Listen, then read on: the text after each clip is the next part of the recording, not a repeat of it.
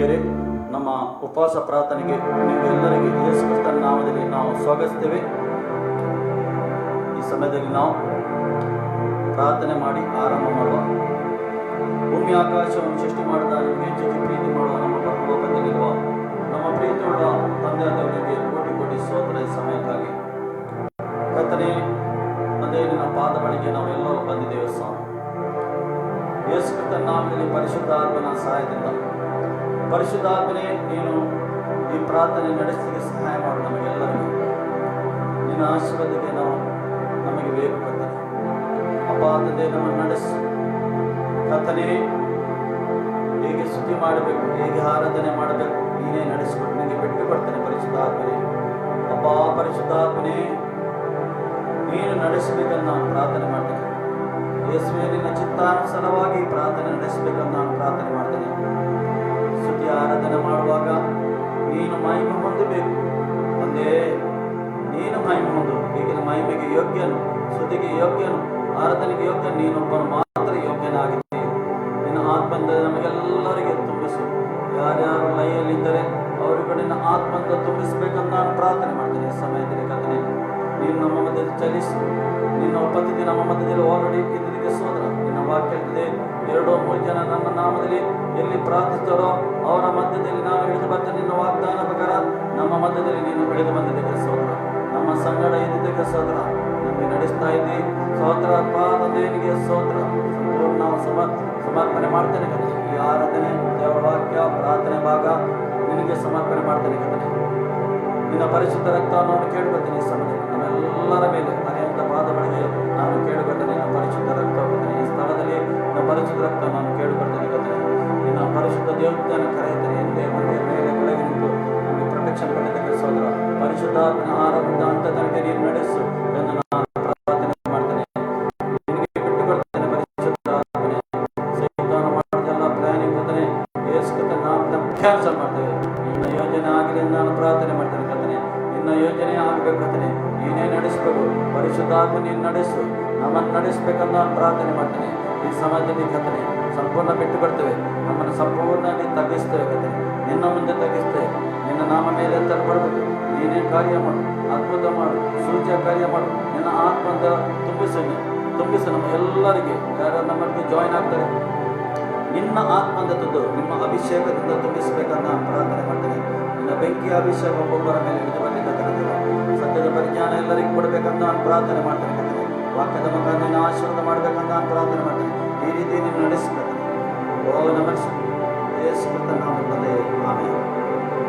ಈ ಸಮಯದಲ್ಲಿ ಸ್ತುತಿ ಮಾಡುವ, ಆತನಿಗೆ ಆರಾಧಿಸುವ, ಆತನ ನಾಮವನ್ನು ಮಹಿಮೆಪಡಿಸುವ. Hallelujah. Thank you Lord, thank you Lord, thank you Jesus, thank you Lord, thank you Jesus. Hallelujah, hallelujah, hallelujah, hallelujah, hallelujah, hallelujah, hallelujah, hallelujah, hallelujah.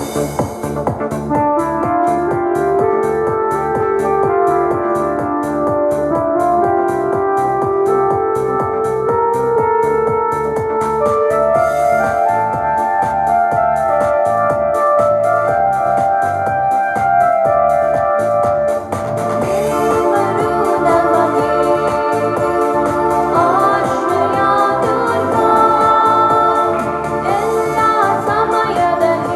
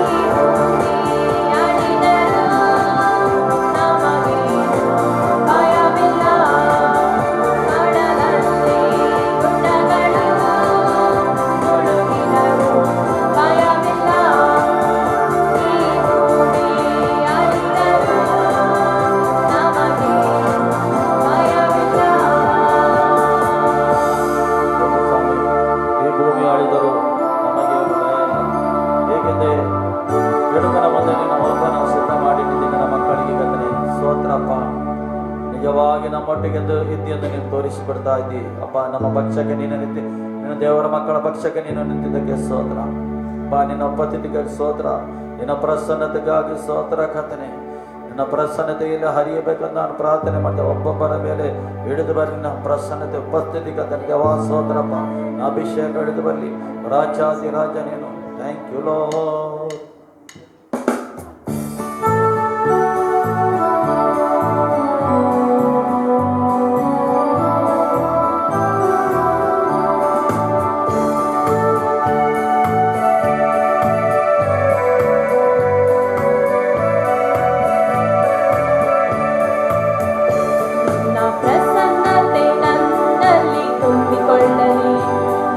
ಮಹಿಮೆಯು ನನ್ನಲ್ಲಿ ಆಳ್ವಿಕೆ ಮಾಡಲಿ.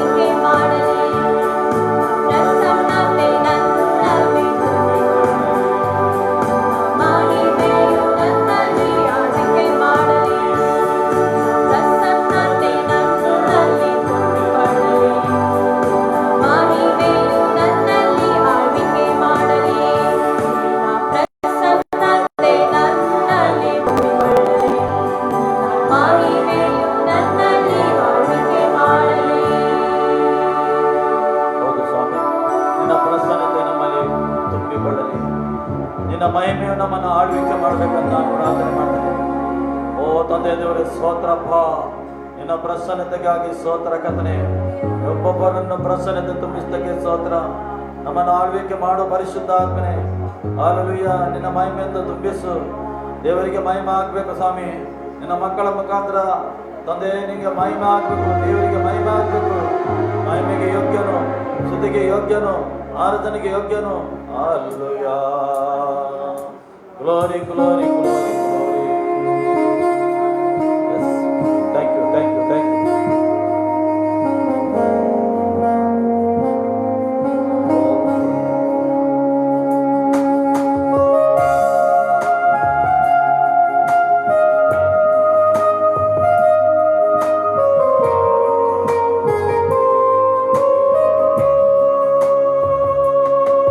तेरी स्तुति मैं करूं,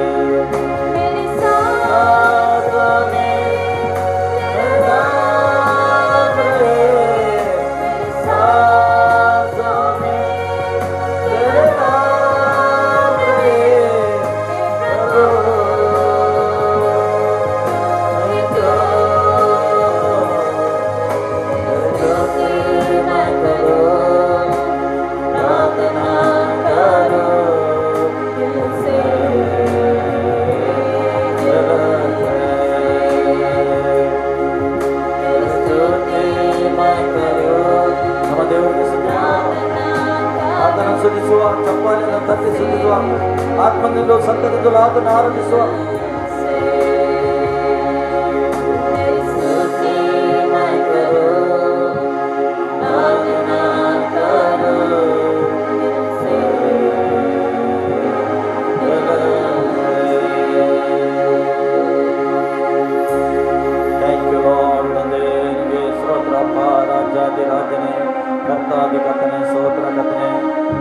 ಸರ್ವಶಕ್ತ ದೇವರಾದನೆ ಸ್ತೋತ್ರ ಕಥನೆ. ಬಿಡುಗಡೆ ಕೊಟ್ಟ ದೇವರ ತಂದೆಯನಿಗೆ ಸ್ತೋತ್ರ ಕಥನೆ. ಮಾನವನಿಗೆ ಪಾಪದಿಂದ ಬಿಡುಗಡೆ ಮಾಡಿದ್ದಕ್ಕೆ ಸ್ತೋತ್ರ ಕಥನೆ. ಶಾಪದಿಂದ ಬಿಡುಗಡೆ ಮಾಡಿದ ಕರ್ತನೆಯನಿಗೆ ಕೋಟಿ ಕೋಟಿ ಸ್ತೋತ್ರಪ್ಪ ತಂದೆ ಸ್ತೋತ್ರ. ಓ ರಾಜ ರಾಜ ರಾಜ ಆರಾಧಿಸುವ, ಮನಪೂರ್ವಕವಾಗಿ ಹೃದಯದಿಂದ ಆರಾಧಿಸುವ, ಕೈ ಎತ್ತಿ ಆರಾಧಿಸುವ. ಕೈ ಎತ್ತುವ ನಮ್ಮ ಹೃದಯ ಕೂಡ ಎತ್ತುವ ಆತನ ಬಳಿಗೆ. ನಮ್ಮ ದೃಷ್ಟಿ ಆತನ ಮೇಲೆ ಇರಲಿ, ನಮ್ಮ ದೃಷ್ಟಿ ಮೇಲೆ ಎತ್ತುವ, ನಾವು ಪರಲೋಕ ಕೂಡ ಎತ್ತುವ.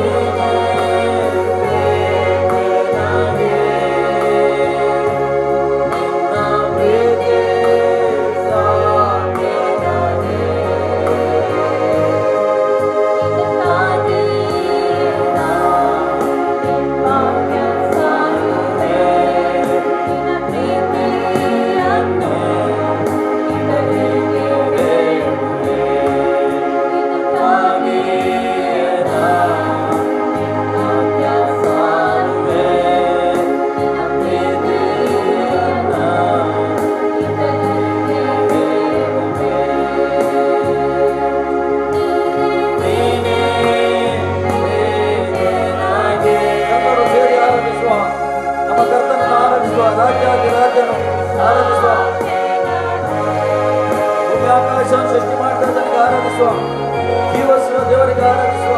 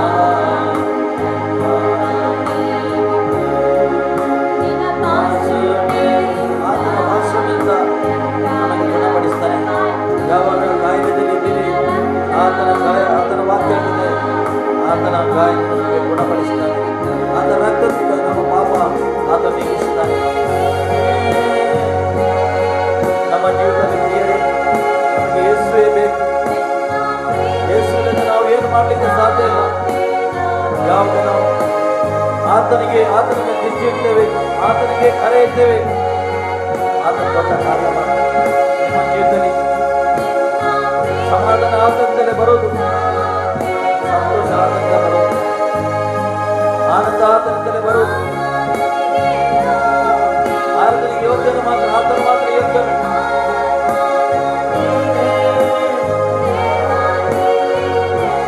ಪೌಲನು ಹೇಳ್ತಾನೆ, ಇವತ್ತು ನಾನು ದರ್ಪಣದಲ್ಲಿ ನೋಡ್ತಾ ಇದ್ದೇನೆ, ಒಂದು ದಿವಸ ನಾನು ಮುಖಾಮುಖಿ ನೋಡ್ತೇವೆ ಹೇಳ್ತಾ ಇದ್ದೇನೆ.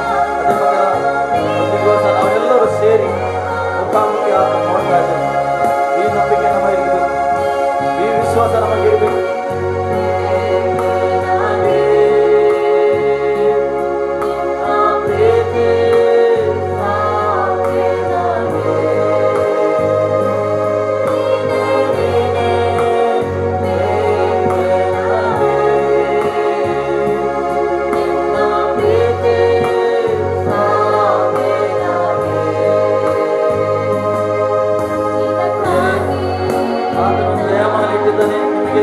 ದೇವರ ಮಕ್ಕಳಿಗೆ ಆ ಜಯಮಾಲೆ ನಮಗೆ ಒಂದು ದಿವಸ ಆತನು ಕೊಡ್ತಾನೆ. ಅದಕ್ಕೆ ನಾವು ಓಡುವ ಆದಷ್ಟು ಹೋಗುವ ಆತನಿಂದ ಕಲ್ಲುಗಳು ಸಿಕ್ಕು, ಮುಳ್ಳುಗಳು ಸಿಕ್ಕು, ಆದರೆ ನಾವು ಓಡುವ.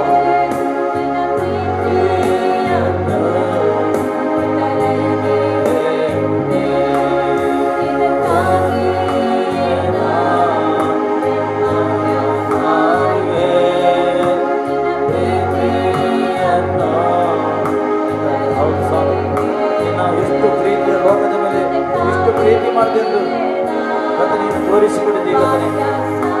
ಅದೇ ಪ್ರೀತಿಯ ವಿಷಯದಲ್ಲಿ ನಾವು ಹೇಳುವರಾಗಿದೆ, ಅದೇ ಒಳ್ಳೆಯ ಶುಭ ಸಂದೇಶ ನಾವು ಸಾರುವರಾಗಿದೆ. ಕರೆಯಲಿಕ್ಕೆ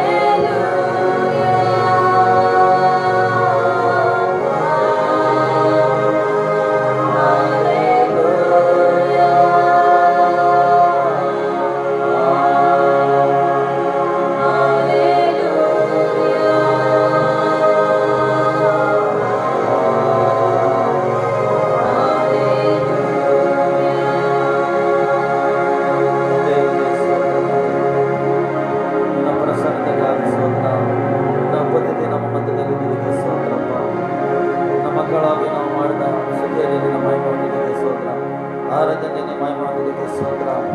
ಸ್ತುತಿಗೆ ಯೋಗ್ಯನು, ಆರಾಧನೆಗೆ ಒಬ್ಬನ ಯೋಗ್ಯನಾಗಲಿ. ಕರ್ತನೇ, ಮಹಿಮೆಗೆ ನೀನು ಒಬ್ಬನ ಯೋಗ್ಯನಾಗಲಿ. ಎಲ್ಲ ಘನ ಎಲ್ಲ ಮಾನ ಮಹಿಮೆಯನ್ನು ಸಲ್ಲಿಸ್ತಾ ಯೇಸು ನಾಮ ತಂದೆ, amen.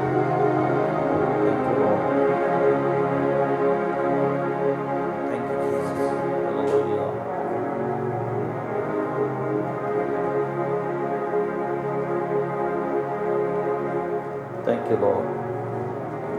Thank you, Jesus. Hallelujah. ಈ ಸಮಯದಲ್ಲಿ ನಾವು ನಮ್ಮ ಕರ್ತನಿಗೆ ಆರಾಧನೆ ಸ್ತುತಿ ಮಾಡಿದೆವು. ನಾವು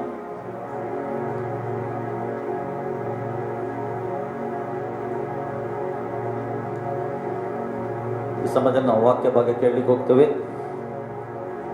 ವಾಕ್ಯ ಕೇಳುವ ನಾವು, ವಾಕ್ಯದಲ್ಲಿ ಜೀವ ಉಂಟು. Thank you Lord, thank you Jesus. Hallelujah, hallelujah, hallelujah, hallelujah, hallelujah, hallelujah. Thank you Jesus. Hallelujah.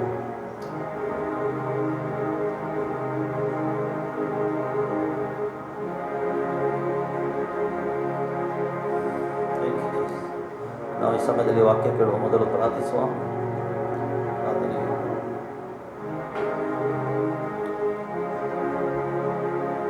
ಪ್ರೀತಿ ಸ್ವರೂಪನಾದ ತಂದೆ ಆದ ನಿಮಗೆ ಸ್ತೋತ್ರ. ಈ ಸಮಯದಲ್ಲಿ ನೀನು ಒಳ್ಳೆಯವನಾಗಿದ್ದಿ ಕರ್ತನೇ, ನಮಗೆ ಹೆಚ್ಚೆಚ್ಚು ಪ್ರೀತಿ ಮಾಡ್ತಾ ಇದ್ದಿ, ಅದಕ್ಕೆ ಸ್ತೋತ್ರ. ಈ ಸಮಯದಲ್ಲಿ ನಾವು ಸೇರಿ ನಿನ್ನನ್ನು ಆರಾಧನೆ ಮಾಡಿದ್ದೇವೆ, ಸ್ತುತಿ ಮಾಡಿದ್ದೇವೆ ಸ್ವಾಮಿ. ನಮ್ಮ ಆರಾಧನೆ ಮತ್ತು ಸ್ತುತಿ ನೀನು ಸ್ವೀಕಾರ ಮಾಡಲಿಕ್ಕೆ ಸ್ತೋತ್ರಪ್ಪ. ನಮ್ಮ ಯಜ್ಞವನ್ನು ನೀನು ಸ್ವೀಕಾರ ಮಾಡಿದೆ ಸ್ವಾಮಿ. ಈ ಸಮಯದಲ್ಲಿ ಕರ್ತನೇ, ನಿನ್ನ ಜೀವವುಳ್ಳ ವಾಕ್ಯವನ್ನು ನಾವು ಕೇಳಲಿಕ್ಕೆ ಹೋಗ್ತೇವೆ ಕರ್ತನೇ. ನಿನ್ನ ವಾಕ್ಯದಲ್ಲಿ ಜೀವ ಉಂಟು ಕರ್ತನೇ. ನಮ್ಮ ಹತ್ರ ಮಾತಾಡು, ನೀನು ಮಾತಾಡಬೇಕು, ನಾವು ಕೇಳಬೇಕು ಕರ್ತನೇ. ಸಂಪೂರ್ಣ ಸಮರ್ಪಣೆ ಮಾಡಿ ನಿನ್ನ ವಾಕ್ಯವನ್ನು ಕೇಳಲಿಕ್ಕೆ ಸಹಾಯ ಮಾಡು. ನಮ್ಮ ಆತ್ಮಿಕ ದೃಷ್ಟಿ ಅತ್ತ ಇತ್ತ ಇರದೆ ನಿನ್ನ ಮೇಲೆ ಇರಲಿ ಕರ್ತನೇ. ಬಿತ್ತಿದ ಬೀಜ ಕರ್ತನೇ, ಅದು ಕರ್ತನ ಮೊಳಕೆ ಬಂದು ಗಿಡವಾಗಿ ಮರವಾಗಿ ಫಲ ಕೊಡಬೇಕಂತ ನಾನು ಪ್ರಾರ್ಥನೆ ಮಾಡ್ತೇನೆ ಕರ್ತನೇ. ಸೈತಾನ ಕದ್ದುಕೊಳ್ಳದಾಗ ಆ ಬೀಜವು ಕರ್ತನೇ ಬಿತ್ತಿದ ರಥದಲ್ಲಿ ನಿನ್ನ ಪರಿಶುದ್ಧಾತ್ಮನ ಮುದ್ರೆ ಹೊಡೆ ಸ್ವಾಮಿ, ಫಲ ಕೊಡಲಿ ಕರ್ತನೇ. ನನ್ನನ್ನು ಸಂಪೂರ್ಣವಾಗಿ ನಿನಗೆ ತಗ್ಗಿಸ್ತೇನೆ. ಪರಿಶುದ್ಧಾತ್ಮನೇ, ನೀನೇ ನಡೆಸಬೇಕು. ನನ್ನ ಬಲದಿಂದ ಆಗುವುದಿಲ್ಲ, ನನ್ನ ಜ್ಞಾನದಿಂದನೋ ಬೇಡ ಸ್ವಾಮಿ. ನಿನ್ನ ಪರಿಶುದ್ಧಾತ್ಮ ನೀನು ನಡೆಸಬೇಕು. ಪ್ರಕಟಣೆ ಕೊಡು, ನೀನು ನಡೆಸು. ಯೇಸು ಕ್ರಿಸ್ತನ ನಾಮದಲ್ಲಿ ತಂದೆ, ಆಮೆನ್. ದೇವರ ವಾಕ್ಯಕ್ಕೆ ಹೋಗುವ. ಲೂಕನ ಬರೆದ ಶುಭ ಸಂದೇಶ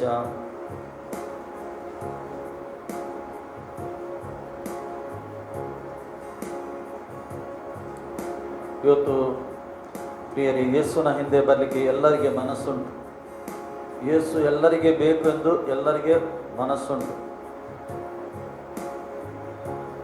ಆದರೆ ಯೇಸುವಿನ ಹಿಂದೆ ನಾವು ಹೇಗೆ ನಡೆಯುವುದು ಸ್ವಲ್ಪ ನಾವು ತಿಳ್ಕೊಳ್ಳಬೇಕು. ಎಲ್ಲರಿಗೆ ಯೇಸು ಕರೆದಿದ್ದಾನೆ, ಎಲ್ಲ ಮಾನವ ಕುಲಕ್ಕೆ ಕರೆದಿದ್ದಾನೆ.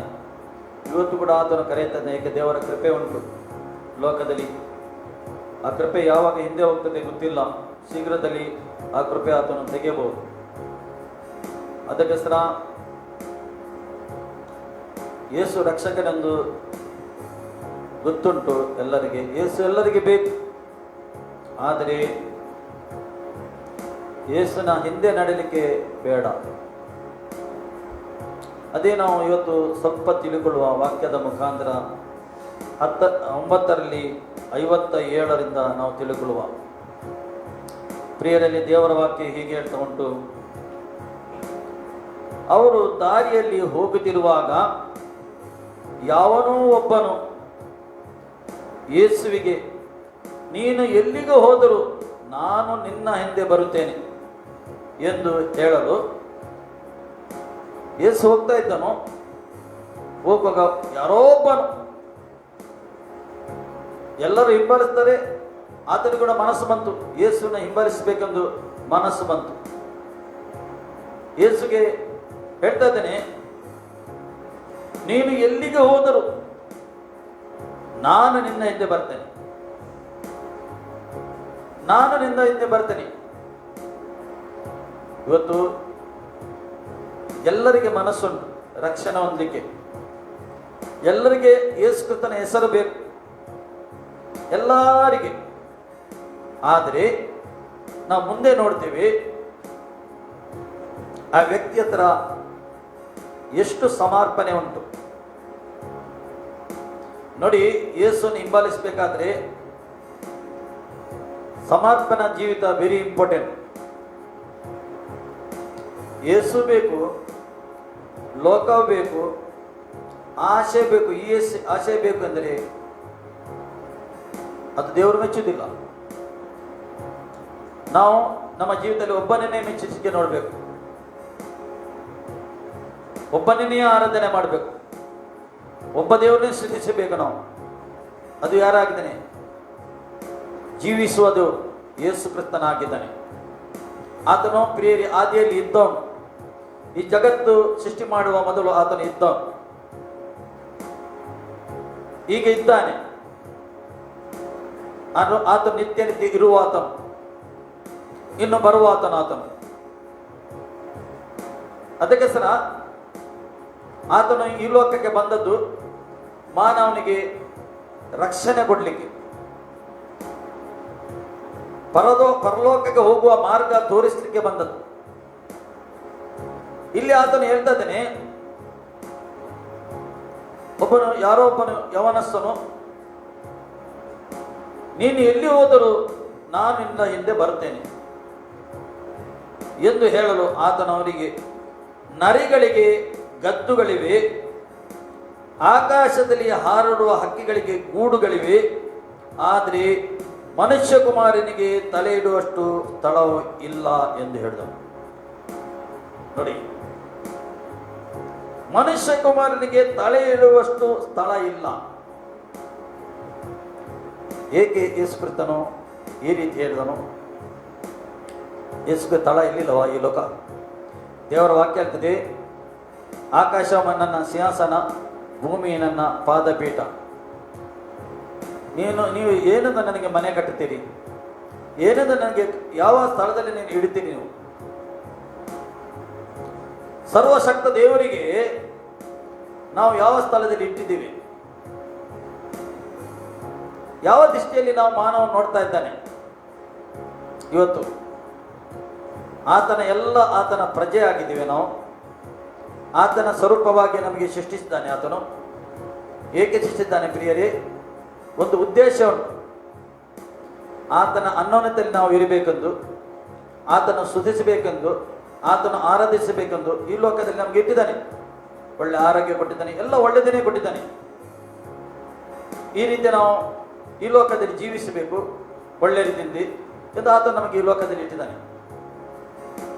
ಯಾವಾಗ ಮಾನವನು, ದೇವರು ತನ್ನ ಸ್ವರೂಪವಾಗಿ ಸೃಷ್ಟಿತ ಮಾನವನು ತಪ್ಪಿ ಹೋದನೋ, ದೇವರ ವಾಕ್ಯಕ್ಕೆ ಅವಿಧೇಯರಾದನೋ, ಆಗ ದೇವರು ಅವನ ಹತ್ರ ಮಾತಾಡಿದ್ದು ಬಿಟ್ಟು ಬಿಟ್ಟನು. ಮತ್ತೆ ಏನು ಮಾಡಿದನು? ಅವರು ತಪ್ಪು ಒಪ್ಪಲಿಲ್ಲದ ಕಾರಣ, ಮೊದಲನೇ ಸೃಷ್ಟಿ ಮಾಡಿದ ಆದಮನು ತಪ್ಪು ಒಪ್ಪಲಿಲ್ಲದ ಕಾರಣ, ಒಂದು ವೇಳೆ ಅವನು ತಪ್ಪು ಒಪ್ಪಿದ್ದರೆ ಆ ದಿವಸ, ಹೌದು ನನ್ನ ತಪ್ಪಾಯಿತು ಎಂದು ಹೇಳಿದರೆ ಖಂಡಿತವಾಗಿ ಆ ಒಂದು ಸ್ಥಳ, ಆ ಒಂದು ತೋಟ ಅವನಿಗೆ ಬಿಡ್ಲಿಕ್ಕಿರಲಿಲ್ಲ. ಖಂಡಿತ ಅಲ್ಲಿಂದ ತೆಗೆದಿರಲಿಲ್ಲ ದೇವರು. ಅವನು ಒಪ್ಪದ ಕಾರಣ, ಅವನು ತಪ್ಪು ಒಪ್ಪದ ಕಾರಣ ಅವನು ಅಲ್ಲಿಂದ ಸ್ಥಳ ಖಾಲಿ ಮಾಡಬೇಕಾಯ್ತು. ಅವನಿಗೆ ಈ ಲೋಕಕ್ಕೆ ಬರಬೇಕಾಯ್ತು. ಲೋಕದಲ್ಲಿ ಏನುಂಟು? ಮುಳ್ಳುಂಟು, ಕಲ್ಲುಂಟು, ಕಷ್ಟ ಉಂಟು, ಎಲ್ಲ ಉಂಟು ಈ ಲೋಕದ ಒಳಗೆ. ಮಾನವನು ದೇವರಿಂದ ದೂರ ಹೋದನು, ದೇವರ ವಾಕ್ಯ. ಅದಕ್ಕೆ ಸಹ ದೇವರು ಲೋಕದ ಮೇಲೆ ಎಷ್ಟೋ ಪ್ರೀತಿಯನ್ನಿಟ್ಟು ತನ್ನ ಒಬ್ಬನೇ ಮಗನನ್ನು ಕಳಿಸಿಕೊಟ್ಟ, ಯಾರು ನಾಶವಾಗಬಾರ್ದನು. ಅದೇ ಯೇಸು ಈಗ ಇಲ್ಲಿ ಮಾತಾಡ್ತಾ ಇದ್ದಾನೆ. ಅಲ್ಲಿ ಹೇಳ್ತಾನೆ, ನರಿಗಳಿಗೆ ಗದ್ದುಗಳಿವೆ, ಆಕಾಶದ ಹಾರುವ ಹಕ್ಕಿಗಳಿಗೆ ಗೂಡುಗಳಿವೆ, ಆದರೆ ಮನುಷ್ಯ ಕುಮಾರನಿಗೆ ತಲೆ ಇಡುವಷ್ಟು ಸ್ಥಳವು ಇಲ್ಲ ಎಂದು ಹೇಳಿದನು. ಏಕೆ ಹೇಳಿದನು? ಈಗ ಈ ರೀತಿ ಹೇಳುವಾಗ ಮನುಷ್ಯನ ಪ್ರತಿಕ್ರಿಯೆ ಏನು ಪ್ರತಿಕ್ರಿಯೆ? ಇವತ್ತು ಮಾನವನು ಏನು ಎಣಿಸ್ತಾ ಇದ್ದಾನೆ? ಯೇಸು ಇಷ್ಟೇ ಹೇಳಿದು.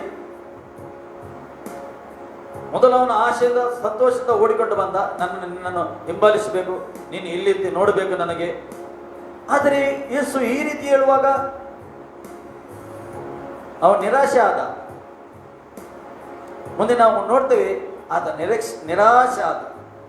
ಕಷ್ಟ ಯಾರಿಗೆ ಬೇಡ ನೋಡಿ. ಅಲ್ಲಿ ದೇವರ ವಾಕ್ಯ ಇರ್ತದೆ, ಆತನು ಮತ್ತೊಬ್ಬನಿಗೆ ನನ್ನನ್ನು ಹಿಂಬಾಲಿಸು ಎಂದು ಹೇಳಲು ಯೇಸು ಅಷ್ಟರಲ್ಲಿ ನಿಲ್ಲಿಲ್ಲ. ಯೇಸುನ ಹಿಂದೆ ಇನ್ನೂ ಜನರು ಬರ್ತಿದ್ದರು. ಅವನಿಗೆ ಹೇಳ್ದ, ನನ್ನನ್ನು ಹಿಂಬಾಲಿಸು, ನೀನು ನನ್ನನ್ನು ಹಿಂಬಾಲಿಸು. ಇವತ್ತು ಯೇಸು ಕರೆಯುತ್ತಾ ಇದ್ದೇನೆ, ನನ್ನನ್ನು ಹಿಂಬಾಲಿಸು ಮಗಳೇ, ನನ್ನನ್ನು ಹಿಂಬಾಲಿಸು ಮಗನೇ ಎಂದು ಕರೆಯುತ್ತಾ ಇದ್ದಾನೆ. ಇವತ್ತು ಕೂಡ ಕರೆಯುತ್ತಾನೆ, ನನ್ನನ್ನು ಹಿಂಬಾಲಿಸು ಎಂದು ಹೇಳ್ತಾ ಇದ್ದಾನೆ. ಆ ದಿವಸ ನಾವು ಎಣಿಸಬಾರ್ದು ಖಾಲಿ ಶಿಷ್ಯರಿಗೆ ಮಾತ್ರ ಕರೆದದ್ದು. ಪೇತ್ರ, ಯೋವನಿಗೆ, ಫಿಲಿಪ್ಪನಿಗೆ, ಅವರಿಗೆ ಮಾತ್ರ ಕರೆದದ್ದು. ಅವರು ಮಾತ್ರ ಇಲ್ಲ. ಇಲ್ಲಿ ನೋಡಿ ಎಷ್ಟು ಮಂದಿಗೆ ಯೇಸು ಕರೆದಿದ್ದಾನೆ. ಅವರು ನಿರಾಕರಿಸಿದರು ಯೇಸುವನ್ನು. ಹೇಗೆ ಪೇತ್ರನ ಕರೆದದ್ದು ಅದೇ ರೀತಿ ಇವನಿಗೆ ಕರೆದು, ಅದೇ ಕಾಲ್, ಅದೇ ಸ್ಥಾನ ಇವನಿಗೆ ಕೂಡ ಇತ್ತು.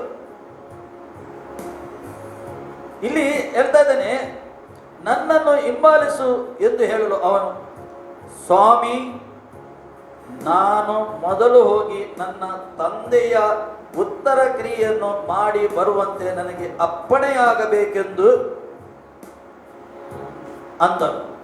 ಏನ್ ಹೇಳ್ತಾನೋ, ನನ್ನ ತಂದೆಗೆ ಉತ್ತರ ಕ್ರಿಯೆ ಅಂದ್ರೆ ಅದರ ಅರ್ಥ ತಂದೆ ಸತ್ತು ಹೋಗಿದ್ದಾನೆ ಎಂದಲ್ಲ. ನನ್ನ ತಂದೆ ಮನೆಯಲ್ಲಿ ಇದ್ದಾನೆ, ನನಗೊಂದು ಜವಾಬ್ದಾರಿ ಉಂಟು, ತಂದೆಯ ಜವಾಬ್ದಾರಿ ಉಂಟು. ತಂದೆಯ ಉತ್ತರ ಕ್ರಿಯೆ ಆಗುವ ತನಕ, ಅಂದ್ರೆ ಅದನ್ನು ಈ ಲೋಕದಲ್ಲಿ ಇರುವ ತನಕ ಆತನೊಟ್ಟಿಗೆ ನಾನು ಇರಬೇಕು. ಆತನೊಟ್ಟಿಗೆ ನಾನು ಇರಬೇಕು. ಏಕೆ ಧರ್ಮಶಾಸ್ತ್ರದಲ್ಲಿ ಬರೆಯಲ್ಪಟ್ಟಿದೆ, ನಿನ್ನ ತಂದೆ ತಾಯಿಯನ್ನು ಸನ್ಮಾನಿಸಬೇಕೆಂದು. ನಾನು ಆತನೊಟ್ಟಿಗೆ ಇರಬೇಕು ಎಂದು ಆತನು ಏನು ಮಾಡಿದನು, ಯೇಸುಗೆ ಉತ್ತರ ಕೊಟ್ಟನು. ಈಗ ಹಿಂಬಾಲಿಸಲಿಕ್ಕೆ ಆಗುದಿಲ್ಲ, ನನಗೆ ನನ್ನ ತಂದೆ ಇದ್ದಾನೆ ಮನೆಯಲ್ಲಿ, ನನಗೊಂದು ಜವಾಬ್ದಾರಿ ಉಂಟು, ಲೋಕದ ಜವಾಬ್ದಾರಿ ಉಂಟು ನನಗೆ. ಇವತ್ತು ಎಷ್ಟೋ ಮಂದಿ ಇದ್ದಾರೆ ಆ ರೀತಿ. ಖಂಡಿತವಾಗಿ ಒಳ್ಳೆಯದು, ತಂದೆ ತಾಯಿಯನ್ನು ಸನ್ಮಾನಿಸುವುದು ತುಂಬಾ ಒಳ್ಳೆಯದು. ಆದರೆ ನೋಡಿ, ಯೇಸು ಕರೆಯುವಾಗ ಒಂದು ಕರೆ ಉಂಟಲ್ಲ, ಎಷ್ಟು ಅಮೂಲ್ಯವಾದ ಒಂದು ಕರೆ. ಯೇಸು ಕರೆಯುವುದು ಅಮೂಲ್ಯವಾದ ಸಂಗತಿ, ಯಾರಿಗೆ ಕರೆ ಸಿಗುವುದಿಲ್ಲ. ಅಂತ ಕರೆ ಯೇಸು ಕೊಟ್ಟಿದ್ದಾನೆ ಆತನಿಗೆ. ನೋಡಿ, ಯೇಸು ಸುಲಿಬಿಗೆ ಹೋದ ನಂತರ ಎಲ್ಲರಿಗೆ ಕರೆದಿದ್ದಾನೆ, ನನ್ನನ್ನು ಹಿಂಬಾಲಿಸಿ. ಈಗ ನೋಡಿ, ಇಲ್ಲಿ ಹೇಳ್ತಾನೆ, ನನ್ನ ತಂದೆಯ ಉತ್ತರ ಕ್ರಿಯೆಯನ್ನು ಮಾಡಿ ಬರಬೇಕು ನನಗೆ, ಅಂದರೆ ನನಗೊಂದು ಜವಾಬ್ದಾರಿ ಉಂಟು. ಪುನಃ ಹೇಳ್ತಾ ಇದ್ದೇನೆ ನೋಡಿ ಪ್ರಿಯರೇ, ಆದರೆ ಆತನು ಅವನಿಗೆ, ಸತ್ತವರೇ ತಮ್ಮವರಲ್ಲಿ ಸತ್ತು ಹೋದವರ ಉತ್ತರ ಕ್ರಿಯೆಗಳನ್ನು ಮಾಡಲಿ ಅಲ್ಲ.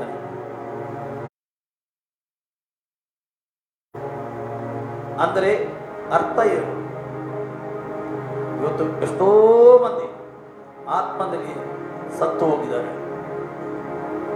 ಜೀವ ಎಲ್ಲ ಆತ್ಮದಲ್ಲಿ ನೋಡ್ಲಿಕ್ಕಿದ್ದಾರೆ, ನೋಡ್ಲಿಕ್ಕೆ ಆಗ್ತಾ ಇದ್ದ ಹೋಗ್ತಾರೆ, ಒಳ್ಳೇದಿದ್ರೆ ನೋಡ್ಲಿಕ್ಕೆ ಒಳ್ಳೇದಿದ್ದಾರೆ, ಒಳ್ಳೆ ಪರ್ಸನಾಲಿಟಿ ಉಂಟು, ನೋಡ್ಲಿಕ್ಕೆ ಹ್ಯಾನ್ಸಮ್ ಇದ್ದಾರೆ, ಚಂದ ಇದ್ದಾರೆ, ಒಳ್ಳೆ ಬಟ್ಟೆ ಹಾಕ್ತಾರೆ, ಹೋಗ್ತಾರೆ ಬರ್ತಾರೆ, ಒಳ್ಳೆ ಕಾರುಬಾರು ಮಾಡ್ತಾರೆ, ಒಳ್ಳೆ ದೊಡ್ಡ ದೊಡ್ಡ ಮನೆಯಲ್ಲಿ ಇರ್ತಾರೆ, ಎಲ್ಲ ಉಂಟು. ಆದರೆ ಆತ್ಮದಲ್ಲಿ ಅವರು ಸತ್ತು ಹೋಗಿದ್ದಾರೆ. ಏಕೆ ಯೇಸು ಈ ರೀತಿ ಹೇಳ್ತಾ ಇದ್ದಾನೆ? ಯಾವಾಗ ಮೊದಲಿನ ಮನುಷ್ಯನು ಪಾಪ ಮಾಡಿದನೋ ಅವನ ಆತ್ಮದಲ್ಲಿ ಸತ್ತು ಹೋದ. ಅದಕ್ಕೆ ಯೇಸು ಎಷ್ಟೋ ಕಡೆಯಲ್ಲಿ ಹೇಳ್ದ, ನೀವು ಹೊಸತಾಗಿ ಹುಟ್ಟದಿದ್ದರೆ ದೇವರ ರಾಜ್ಯವನ್ನು ನೋಡ್ಲಿಕ್ಕೆ ಆಗುವುದಿಲ್ಲ. ನೀನು ನೀರಿನಿಂದಲೂ ಆತ್ಮದಿಂದಲೂ ಹೊಸತಾಗಿ ಹುಟ್ಟದಿದ್ದರೆ ನೀನು ದೇವರ ರಾಜ್ಯದ ಒಳಗೆ ಹೋಗ್ಲಿಕ್ಕೆ ಆಗುತ್ತಿಲ್ಲ. ಈ ಸತ್ಯ ಇವತ್ತು ಎಲ್ಲ ಮಾನವ ಕುಲಕ್ಕೆ ತಿಳಿಯಬೇಕು. ಈಗ ಹೇಳ್ತಾನೆ ಅವನು, ಯೇಸು ಹೇಳ್ತಾನೆ, ಸತ್ತವರಿಗೆ ಉತ್ತರ ಕ್ರಿಯೆ ಮಾಡಲಿ ಅಂತಾನೆ ಮಾಡಿ, ನೀನಂತೂ ಹೋಗಿ ದೇವರ ರಾಜ್ಯವನ್ನು ಪ್ರಸಿದ್ಧಿಪಡಿಸು. ನೋಡಿ, ನೀನಂತೂ ದೇವರ ರಾಜ್ಯವನ್ನು ಪ್ರಸಿದ್ಧಿಪಡಿಸು ಅಂದ್ರೆ ಎಲ್ಲ ವಿಶ್ವಾಸಿಗಳಿಗೆ ಒಂದು ದೇವರು ಜವಾಬ್ದಾರಿ ಕೊಟ್ಟಿದ್ದಾನೆ. ಯೇಸುಗೆ ಸ್ವಂತ ರಕ್ಷಕನೊಂದು ಯಾರ್ಯಾರು ಸ್ವೀಕಾರ ಮಾಡಿದರೆ ಅವರಿಗೆಲ್ಲ ಜವಾಬ್ದಾರಿ ಉಂಟು ದೇವರ ರಾಜ್ಯ ವಿಷಯ. ನೋಡಿ, ಇಲ್ಲಿ ಇರ್ತಾನೆ, ನೀನಂತೂ ಹೋಗಿ ದೇವರ ರಾಜ್ಯವನ್ನು ಪ್ರಸಿದ್ಧಿಪಡಿಸು, ಆತನ ರಾಜ್ಯದ ವಿಷಯದಲ್ಲಿ ಹೇಳು. ಯೇಸು ಜೀವಂತವಾದ ನಂತರ ಹೇಳಿದನು, ಹೋಗಿರಿ, ಲೋಕದ ಕಟ್ಟ ಕಡೆಗೆ ಶುಭ ಸಂದೇಶವನ್ನು ಸಾರಿರಿ. ಶುಭ ಸಂದೇಶ ಕೇಳ್ತಾರೆ ಜನರು. ಅದರಲ್ಲಿ ಯಾರು ನಂಬುತ್ತಾರೆ? ಕೇಳಲಿಕ್ಕೆ ಎಲ್ಲರೂ ಕೇಳ್ತಾರೆ. ಯಾರು ನಂಬುತ್ತಾರೆ ಅವರಿಗೆ ತಂದೆ, ಮಗ, ಪರಿಶುದ್ಧ ಆತ್ಮ ನಾಮದಲ್ಲಿ ದೀಕ್ಷಾದಾನ ಕೊಡಿ ಮತ್ತು ನನ್ನ ಶಿಷ್ಯರನ್ನು ಮಾಡಿ ಎಂದು ಹೇಳ್ತಾನೆ ಯೇಸು. ಇವತ್ತು ನಾವು ಏನಾಗಬೇಕು? ದೇವರ ಶಿಷ್ಯರ, ಯೇಸುನ ಶಿಷ್ಯರಾಗಬೇಕು. ನಾವು ಶಿಷ್ಯತ್ವ, ಇವನಿಗೆ ಕೂಡ ಕರೆ ಕೊಟ್ಟದ್ದು ಶಿಷ್ಯತ್ವಕ್ಕೆ ಕರೆ ಕೊಟ್ಟದ್ದು. ಏತಕ್ಕೋಸ್ಕರ? ದೇವರ ರಾಜ್ಯವನ್ನು ಇತರರಿಗೆ ಹೇಳಲಿಕ್ಕೆ. ವ್ಯಕ್ತಿಯ ಜವಾಬ್ದಾರಿಯಾಗಿದೆ ದೇವರ ರಾಜ್ಯವು ಇತರರಿಗೆ ಹೇಳಲಿಕ್ಕೆ. ಅಲ್ಲಿ ಪೌಲನು ಹೇಳ್ತಾ ಇದ್ದಾನೆ, ನಮ್ಮ ಮುಂದೆ ಬರುವ ಅಲ್ಲಿ 2 ತಿಮೋತಿಯ ಪತ್ರಿಕೆಯಲ್ಲಿ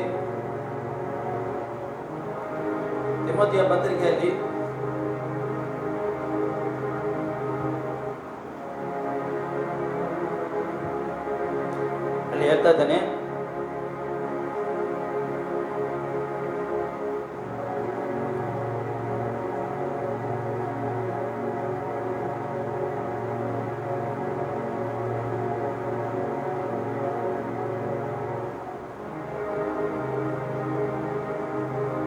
ಒಂದನೇ ತಿಮೋತಿ 6:12. 1 ತಿಮೋತಿ 6:12. ಕ್ರಿಸ್ತ ನಂಬಿಕೊಳ್ಳೋರು ಮಾಡತಕ್ಕ ಶ್ರೇಷ್ಠ ಹೋರಾಟವನ್ನು ಮಾಡು, ನಿತ್ಯ ಜೀವವನ್ನು ಹಿಡಿಕೊ. ಅದಕ್ಕಾಗಿ ದೇವರು ನಿನ್ನನ್ನು ಕರೆದನು ಮತ್ತು ನೀನು ಅನೇಕ ಸಾಕ್ಷಿಗಳ ಮುಂದೆ ಒಳ್ಳೆಯ ಪ್ರತಿಜ್ಞೆಯನ್ನು ಮಾಡಿದೆಯಲ್ಲ. ನೋಡಿ, ತಿಮೋತಿಗೆ ಬರೆಯುತ್ತಿದ್ದೇನೆ. ಪೌಲನು ಸಂಪೂರ್ಣ ಸೇವೆಗೋಸ್ಕರ ಸಮರ್ಪಣೆ ಮಾಡಿದ ವ್ಯಕ್ತಿ ಆತನು. ದೇವರು ಏನು ಬಯಸ್ತಾ ಇದ್ದಾನೆ? ಸಂಪೂರ್ಣವಾಗಿ ಒಪ್ಪಿಸಿಕೊಟ್ಟ ವ್ಯಕ್ತಿ ಬೇಕು, ಯೇಸುವನ್ನು ಹಿಂಬಾಲಿಸುವವರು. ಅದಕ್ಕೆ ತರ ಪೌಲನು ತಿಮೋತಿಗೆ ಬರೆಯುತ್ತಾ ಇದ್ದಾನೆ. ತಿಮೋತಿ ಆಗಿದ್ದ, ಆತನ ಶಿಷ್ಯನಾಗಿದ್ದ. ಅಲ್ಲಿ ಎದ್ದ ಅವರ ಮಗನ ಅವನೇ ಎಂದು ಹೇಳ್ತಾರೆ. ನೋಡಿ, ಕ್ರಿಸ್ತ ನಂಬಿಕೊಳ್ಳೋರು ಮಾಡತಕ್ಕ, ಕ್ರಿಸ್ತನನ್ನು ನಂಬಿದವರು, ಕ್ರಿಸ್ತನನ್ನು ಸ್ವಂತ ರಕ್ಷಕನನ್ನು ಸ್ವೀಕಾರ ಮಾಡಿದವರು ಶ್ರೇಷ್ಠ ಹೋರಾಟವನ್ನು ಮಾಡು. ಶ್ರೇಷ್ಠ ಹೋರಾಟ ಉಂಟು. ಒಬ್ಬ ಕ್ರಿಸ್ತನ ನಂಬಿದವನಿಗೆ ಹೋರಾಟ ಬರ್ಬೋದು. ಯಾರು ಹೇಳಲಿಕ್ಕಿಲ್ಲ ನಿಮಗೆ ಹೋರಾಟ ಏನಿಲ್ಲ. ಕ್ರಿಸ್ತ ನಂಬಿಕೆ ಬಂದ ನಂತರ ಎಲ್ಲವೂ ಮುಗಿಯಿತು, ನೀವು ಕೇಳಿದ್ದು ನಿಮಗೆ ಕೊಡ್ತಾನೆ ಎಂದು. ನೋಡಿ, ಕೆಲವು ಸರಿ ಅರ್ಥ ಮಾಡಿಕೊಳ್ಳಿ. ನಾವು ಯಾವ ದೇವರ ಸನ್ನಿಧಿಗೆ ಬಂದು ಅದು ಕೊಡು, ಇದು ಕೊಡು, ಅದು ಬರೆದಿದ್ದಲ್ಲ, ಇಲ್ಲಿ ಬರೆದಿದೆ, ನೀನು ಕೊಡು ಹೇಳುವಾಗ ಆ ಕೊಡುವುದರಲ್ಲಿ ದೇವರ ಚಿತ್ತ ಇರುವುದಿಲ್ಲ. ಸರಿಯಾಗಿ ಇದು ಅರ್ಥ ಮಾಡಿಕೊಳ್ಳಿ. ದೇವರ ಚಿತ್ತ ಇಲ್ಲ. ನೀನು ಪದೇ ಇಲ್ಲಿ ಬರೆದಿದೆ, ನೀನು ಕೊಡು ಅಂತ ಹೇಳುವಾಗ ದೇವರು ಕೊಟ್ಟು ಬಿಡ್ತಾನೆ ನಿನಗೆ. ಆದರೆ ಅದರಲ್ಲಿ ದೇವರ ಸಂರಕ್ಷಣೆ ಇಲ್ಲ, ಪ್ರೊಟೆಕ್ಷನ್ ಇಲ್ಲ. ಏಕೆಂದ್ರೆ ನೀನು ನಿನ್ನ ಕಸರ ನೀನು ಬೇಡಿಕೊಂಡಿದ್ದು, ಅದರಲ್ಲಿ ದೇವರ ಚಿತ್ತ ಇರಲಿಲ್ಲ. ಒಂದನೇ ದೇವರ ಚಿತ್ತ ಇಲ್ಲದಿದ್ದರೆ ನೀನು ಏನು ದೇವರದ ಬೇಡಿಕೊಂಡಿದ್ದಿ ಅದು ನಿನಗೆ ಒಂದು ದಿವಸ ದುಃಖಕ್ಕೆ ಕಾರಣ ಆಗ್ತದೆ. ನಿನಗೆ ಅದರಲ್ಲಿ ಸಮಾಧಾನ ಸಿಗುವುದಿಲ್ಲ. ಹೇಗೆ ನೀನು ಪದೇ ಬೇಡಿಕೊಂಡಲ್ಲ, ದೇವರ ಮಗನಲ್ಲ, ನೀನು ಮಗಳಲ್ಲ, ವಾಕ್ಯ ಹಿಡಿದು ಪ್ರಾರ್ಥನೆ ಮಾಡ್ತೀಯಲ್ಲ, ಖಂಡಿತ ಆತನು ಬರ್ತಾನೆ. ಆದರೆ ದೇವರ ಚಿತ್ತ ಅದರಲ್ಲಿ ಇರುವುದಿಲ್ಲ. ನಾವು ಪ್ರಾರ್ಥನೆ ಮಾಡುವಾಗ ಹೌದು ವಾಕ್ಯ ಹಿಡಿದು ಪ್ರಾರ್ಥನೆ ಮಾಡಬೇಕು, ಆದರೆ ನಿನ್ನ ಚಿತ್ತ ಆಗಲಿ ಸ್ವಾಮಿ ತರಲಿ, ನಿನ್ನ ಚಿತ್ತ ಉಂಟಾದಲ್ಲಿ. ಯಾವಾಗ ಈ ರೀತಿ ನಾವು ಹೇಳ್ತೇವೆ, ನಿನ್ನ ಚಿತ್ತ ನೆರವೇರಲಿ, ದೇವರ ಚಿತ್ತದಲ್ಲಿ ಏನುಂಟು? ದೇವರ ಚಿತ್ತದಲ್ಲಿ ನಿನ್ನ ಹಿತಕ್ಕಾಗಿಯೇ ಆತನು ಮಾಡಿದ್ದು. ನಾನು ನಿನ್ನ ಯೆರೆಮೀಯ ಗ್ರಂಥ 29:11 ಹೇಳ್ತದೆ, ನಾನು ನಿನ್ನ ವಿಷಯದಲ್ಲಿ ಮಾಡಿಕೊಂಡ ಆಲೋಚನೆ ಅದು ಅಹಿತಕರ ಆಲೋಚನೆ ಅಲ್ಲ, ನಾನು ಹಿತಕರ ಆಲೋಚನೆ ಮಾಡಿಟ್ಟಿದ್ದೇನೆ. ಒಳ್ಳೆ ಆಲೋಚನೆ ಮಾಡಿರ್ತೇನೆ, ಒಳ್ಳೆ ಪ್ಲಾನಿಂಗಿನ ವಿಷಯದಲ್ಲಿ ಮಾಡಿಟ್ಟಿದ್ದೇನೆ ನಾನು. ಅದು ನಾವು ದೇವರ ಚಿತ್ತಕ್ಕೆ ಒಪ್ಪಿಸಿಕೊಟ್ಟಿದ್ದೇವಾ? ದೇವರು ಏನು ಬಯಸ್ತಾನೆ? ದೇವರ ಚಿತ್ತಕ್ಕೆ ನಾವು ಒಪ್ಪಿಸಿಕೊಡ್ಬೇಕೆಂದು ದೇವರು ಬಯಸ್ತಾ ಇದ್ದಾನೆ. ಈ ಯವನಸ್ಥನ ಸಹ ನನಗೆ ಉತ್ತರ ಕ್ರಿಯೆ ಮಾಡಬೇಕು, ನನಗೆ ಅದು ಮಾಡಬೇಕು, ಇದು ಮಾಡಬೇಕು ಹೇಳಿದರೆ ದೇವರ ಚಿತ್ತಕ್ಕೆ ಆತನು ಒಳಗಾಗುವುದಿಲ್ಲ. ಕೆಲವು ಸರಿ ದೇವರು ನಮಗೆ ಕರೆಯುತ್ತಾನೆ, ದೇವರ ಚಿತ್ತಕ್ಕೆ ನಾವು ವಿಧೇಯರಾಗಿ ನಡೆಯಬೇಕೆಂದು. ಪೌಲನಿಗೆ ಆತನು ಕರೆದನು. ಅಪೊಸ್ತಲರ 9 ಕರೆಯುವಾಗ ಕರೆದ ನಂತರ ಆತನು ಸಂಪೂರ್ಣವಾಗಿ ಒಪ್ಪಿಸಿಕೊಟ್ಟನು. ಆತನು ಒಪ್ಪಿಸಿದನು ದೇವರಿಗೆ. ದಮಸ್ಕದ ಮಾರ್ಗದಲ್ಲಿ ಆತನು ಹೋಗ್ತಿದ್ದನು. ಹಿಂಸೆ ಪಡಿಸಲಿಕ್ಕೆ ಯಾರಿಗೆ? ವಿಶ್ವಾಸಿಗಳಿಗೆ, ಕ್ರಿಶ್ಚಿಯನ್ ಅವರಿಗೆ ಅಧಿಕಾರವನ್ನು ಪಡೆದುಕೊಂಡು ಆತನು ಹೋಗ್ತಾ ಇದ್ದಾನೆ. ಆಗ ದೇವರು ಅವನಿಗೆ ಸಂಧಿಸ್ತಾನೆ. ಸಂಧಿಸಿ ಆತನ ಕುದುರೆಯಿಂದ ಕೆಳಗೆ ಬೀಳ್ತಾನೆ. ಕಣ್ಣಿನ ದೃಷ್ಟಿ ಹೋಗ್ತದೆ ಆತನದು. ಕ್ರೂರಿಜನ ಆತನು, ಕಣ್ಣಿನ ದೃಷ್ಟಿ ಹೋಗ್ತದೆ. ಆತನು ಉಪವಾಸ ಮಾಡ್ತಾನೆ, ಹೊಟ್ಟೆಗೆ ತಿನ್ನುವುದಿಲ್ಲ. ಪ್ರವಾದಿ ಬರ್ತಾನೆ, ಮುಟ್ಟುತ್ತಾನೆ, ಅವನಿಗೆ ಕಣ್ಣ ದೃಷ್ಟಿ ಬರ್ತದೆ. ಅವನು ದೀಕ್ಷಾಸ್ಥಾನ ತಗೊಂಡ, ಒಪ್ಪಿಸಿಕೊಟ್ಟ. ಅದರ ನಂತರ ಅವನು ಹಿಂದೆ ನೋಡಲಿಲ್ಲ, ಹಿಂದೆ ನೋಡಲೇ ಇಲ್ಲ, ಮುಂದೆ ನೋಡೇ ಆತನು ಹೋದ. ಇಲ್ಲಿ ಅದೇ ವಾಕ್ಯ ನಾವು ಮುಗಿಸ್ಲಿಕ್ಕೆ ಹೋಗುವ. ಅದೇ ವಾಕ್ಯ ನೋಡಿ, ದೇವರು ಏನ್ ಹೇಳ್ತಾರೆ ನೋಡಿ. ಅಲ್ಲಿ ನಮಗೆ ತುಂಬಾ ಸಂಗತಿಯಲ್ಲಿ ಕಲೀಲಿಕ್ಕೆ ಉಂಟು. ದೇವರ ರಾಜ್ಯವನ್ನು ಪ್ರಸಿದ್ಧಿಪಡಿಸು ಎಂದೇಳು. ಇನ್ನೊಬ್ಬನು ಸಹ ಸ್ವಾಮಿ, ಈಗ ಕೇಳುವ ಮೊದಲೇ, ಯೇಸು ಕರೆಯುವ ಮೊದಲೇ ಹೇಳ್ತಾನೆ ಆತನು. ಯೇಸು ಅವನಿಗೆ ಕರೆದ, ಇವನಿಗೆ ಕರೆಯಿಲ್ಲ. ಕರೆಯುವ ಮೊದಲೇ ಹೇಳ್ತಾನೆ, ಮೊದಲು ನನಗೆ ಕರೆದರೆ ಮೊದಲೇ ಹೇಳ್ಬಿಡುವ, ನಾವು ಮೊದಲೇ ಹೇಳುವ. ಅಲ್ಲಿ ಎತ್ತದಾನೆ ನೋಡಿ. ಇನ್ನೊಬ್ಬನು ಸಹ ಸ್ವಾಮಿ, ನಿನ್ನನ್ನು ಹಿಂಬಾಲಿಸ್ತೇನೆ. ನೋಡಿ ಏನ್ ಹೇಳ್ತಾನೆ ನೋಡಿ, ನಿನ್ನನ್ನು ನಾನು ಹಿಂಬಾಲಿಸ್ತೇನೆ, ಖಂಡಿತವಾಗಿ ಹಿಂಬಾಲಿಸ್ತೇನೆ. ಆದರೆ ಮೊದಲು ನನ್ನ ಮನೆಯವರಿಗೆ ಹೇಳಿ ಬರುವುದಕ್ಕೆ ನನಗೆ ಅಪ್ಪಣೆ ಆಗಬೇಕು. ಅಂದರೆ ವೈಯಕ್ತಿಕ ಅವನ ಹತ್ರ ನಿರ್ಧಾರ ಇಲ್ಲ, ಮನೆಯವರ ಹತ್ರ ಕೇಳಬೇಕು. ಒಬ್ಬ ವೈಯಕ್ತಿಕ ನಿರ್ಧಾರ ಇಲ್ಲದ ವ್ಯಕ್ತಿ ಯಾವಾಗಲೂ ಚಂಚಲ ಇರ್ತಾನೆ. ಆತನಲ್ಲಿ ಒಂದು ಚಂಚಲತ್ವ ಇರ್ತದೆ. ರಕ್ಷಣೆ ವೈಯಕ್ತಿಕವಾಗಿದೆ. ಎಷ್ಟೋ ಮಂದಿ ಇವತ್ತಿದ್ದಾರೆ, ಅವರಿಗೆ ಸತ್ಯ ಗೊತ್ತುಂಟು, ಆದರೆ ಅವರು ವೈಯಕ್ತಿಕ ನಿರ್ಧಾರ ತಗೊಳ್ಳುವುದಿಲ್ಲ. ಏಕೆ? ನನ್ನ ಹೆಂಡತಿಗೆ ಇಷ್ಟ ತನಕ ಗೊತ್ತಿಲ್ಲ, ಹೆಂಡತಿ ಬರಬೇಕು ದೇವರ ರಾಜ್ಯಕ್ಕೆ, ಮಕ್ಕಳು ದೇವರ ರಾಜ್ಯಕ್ಕೆ ಬರಬೇಕು, ನನ್ನ ಮನೆಯವರು ತಂದೆ ತಾಯಿಯವರು ಬರಬೇಕು. ಮೊದಲು ನನಗೆ ಸತ್ಯ ಗೊತ್ತು, ಅವರಿಗೆ ಕೂಡ ಹೇಳ್ತೇನೆ, ಅವರು ಬಂದ ನಂತರ ಮತ್ತೆ ನಾನು ಕೂಡ ನಿರ್ಧಾರ ಮಾಡ್ತೇನೆ. ಎಷ್ಟು ಮಂದಿ ಬೇಕು ಇವತ್ತು? ರಕ್ಷಣೆ ವೈಯಕ್ತಿಕವಾದ ರಕ್ಷಣೆ. ಇವತ್ತು ನಿನಗೆ ದೇವರ ಸ್ವರಕ್ಕೆ ನೀವು ಕಿವಿಗೊಟ್ಟರೆ ಅದು ನೀನು ತಿರಸ್ಕರಿಸಬೇಡ. ನಾಳೆ ಇದೆಯಾ ಇಲ್ಲ ಗೊತ್ತಿಲ್ಲ. ನಾವು ನಾಳೆ ದಿವಸ ಯಾರು ನೋಡಿದ್ದಾರೆ? ಕರ್ತನಿಗೆ ಮಾತ್ರ ಗೊತ್ತು ನಾಳೆ ದಿವಸ ಏನಾಗ್ತದೆ ಅಂತ.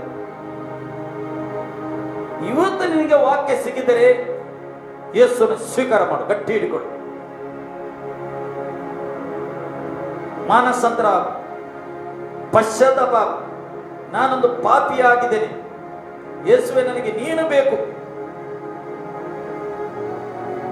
ಎಂದು ಯೇಸುಗೆ ಸ್ವಂತ ರಕ್ಷಣೆಯನ್ನು ಸ್ವೀಕಾರ ಮಾಡಿ ದೇವರ ಕಡೆಗೆ ತಿರುಗು.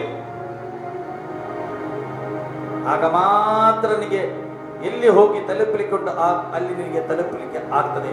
ಇಲ್ಲದೆ ನಿನಗೆ ತಲುಪಲಿಕ್ಕೆ ಆಗಲಿ, ನಿನಗಾಗಿ ನನಗಾಗಿ ತಲುಪಲಿಕ್ಕೆ ಆಗುವುದಿಲ್ಲ. ನಾವು ಎಷ್ಟು ಸರಿ ದೇವರ ಚಿತ್ತಕ್ಕೆ ವಿರುದ್ಧ ಹೋಗ್ತೀವಿ. ಹಳೆಯ ಒಡಂಬಡಿಕೆಯಲ್ಲಿ ಇಸ್ರಾಯೇಲ್ ಜನರು ದೇವರ ಹತ್ರ ಕೇಳಿದರು, ನನಗೊಬ್ಬ ಆಳ್ಲಿಕ್ಕೆ ರಾಜ್ಯನ ಬೇಕು, ನನಗೊಬ್ಬ ರಾಜ್ಯನ ಬೇಕು. ಅನ್ಯ ಜನರಲ್ಲಿ ಒಬ್ಬ ರಾಜ್ಯನಿದ್ದಾನೆ, ನನಗೆ ಕೂಡ ಒಬ್ಬ ರಾಜ್ಯನ ಬೇಕು. ಸಾಮೇಲ ಹತ್ರ ಪ್ರವಾದಿ ಹತ್ರದ್ದು ಹಠ ಹಿಡಿದು ಕೇಳಿದರು. ಹಠ ಹಿಡಿದು ಇಸ್ರಾಯೇಲ್ ದೇವರು ನಿರ್ಧಾರ ಮಾಡಿದ, ಇವರ ಹಠಕಸರ ಇವರಿಗೆ ಕೊಡುವ ಎಂದು ಸೌಲನೆಂಬ ಒಬ್ಬ ವ್ಯಕ್ತಿಗೆ ಸಾಮೇಲನ್ನು ಅಭಿಷೇಕ ಮಾಡಿದ. ಅವನ ರಾಜ್ಯನಾಗಿ ನೇಮಿಸಿದ. ಏಕೆ ಇವರು ಕೇಳಿಕೊಂಡಿದ್ದಾರಲ್ಲ, ಇದರಲ್ಲೂ ಕೇಳಿಕೊಂಡಿದ್ದಾರೆ, ನನಗೊಬ್ಬ ರಾಜ್ಯನ ಬೇಕೆಂದು. ಅವರಿಗೆ ರಾಜ್ಯನ ಕೊಟ್ಟ. ಆದರೆ ಆ ವ್ಯಕ್ತಿ ಏನು ಮಾಡಿದ? ದೇವರ ಚಿತ್ತಕ್ಕೆ ವಿರೋಧ ಹೋದಾದನು ಕೂಡ. ದೇವರು ಏನು ಹೇಳಿದಾನೆ ಅದು ಆತನು ಮಾಡಲಿಲ್ಲ. ದೇವರು ಹೇಳಿದನು, ನೀನು ಹೋಗಿ ಯುದ್ಧ ಮಾಡಿ ಅಲ್ಲಿಯ ಎಲ್ಲರಿಗೆ ಸಂಹಾರ ಮಾಡಿ ಅಲ್ಲಿಯ ಎಲ್ಲ ಪ್ರಾಣಿಗಳಿಗೆ, ದನ ಕುರಿಗಳಿಗೆ ಕೊಂದು ಹಾಕು, ಏನು ತರಬೇಡ. ಆದರೆ ಆತನು ಏನು ಮಾಡಿದ? ಒಳ್ಳೆಯ ಪುಷ್ಟಿ ಕುರಿ ಕರುಗಳಿಗೆ ಹಿಡ್ಕೊಂಡು ಬಂದು ಆತನ ಹಟ್ಟಿಯಲ್ಲಿ ಇಟ್ಟ. ಯುದ್ಧ ಜಯಿಸಿದ. ಆದರೆ ಸಾಮೇಲನು ಬರುವಾಗ ಶಬ್ದ ಕೇಳ್ತಾ ಉಂಟು. ಇದೇನು ಶಬ್ದ ಕೇಳ್ತಾ ಉಂಟು ನನಗೆ? ಇದು ದೇವರಿಗೆ ಯಜ್ಞಕ್ಕೋಸ್ಕರ ನಾನು ಒಳ್ಳೊಳ್ಳೆ ಕುರಿ ಮತ್ತು ಕರುಗಳು ತಂದಿದ್ದೇನೆ. ಸಾಮೇಲ ಹೇಳ್ತಾನೆ, ನಿನಗೆ ದೇವರು ಏನು ಹೇಳಿದ್ದು? ನೀನು ಎಲ್ಲ ಸಂಹಾರ ಮಾಡು ಅಂತ ಹೇಳ್ದೆ. ಇವನು ಏನ್ ಮಾಡ್ದ? ದೇವರಿಗೆ ಹೆಸರ, ಇವತ್ತು ನಾನು ದೇವರಿಗೆ ಹೆಸರ ಇಟ್ಟಿದ್ದೇನೆ. ಒಂದು ದಿವಸ ಯುದ್ಧಕ್ಕೆ ಹೋಗ್ಲಿಕ್ಕೆ ಅವನಿಗೆ ಸಾಮ್ಯಲನು ಬರುವ ಮೊದಲೇ ನೋಡಿ, ಯಜ್ಞ ಅರ್ಪಿಸುವುದು ಯಾರಿಗೆ? ಯಾರ ಕೆಲಸ? ಒಬ್ಬ ಯಾಜಕನ ಕೆಲಸ. ಆ ಸಮಯದಲ್ಲಿ ಸಾಮ್ಯಲು ಪ್ರವಾದಿ ಇದ್ದ. ಆತನು ಯಾಜಕನಾಗಿದ್ದ, ಆತನು ಪ್ರವಾದಿಯಾಗಿದ್ದ. ಸಾಮ್ಯನು ಬರಲಿಕ್ಕೆ ಸಮಯ ತಾಗ್ತಿದ್ದು ಇವನೇ ಯಜ್ಞವನ್ನು ಅರ್ಪಿಸಿದ ರಾಜನು.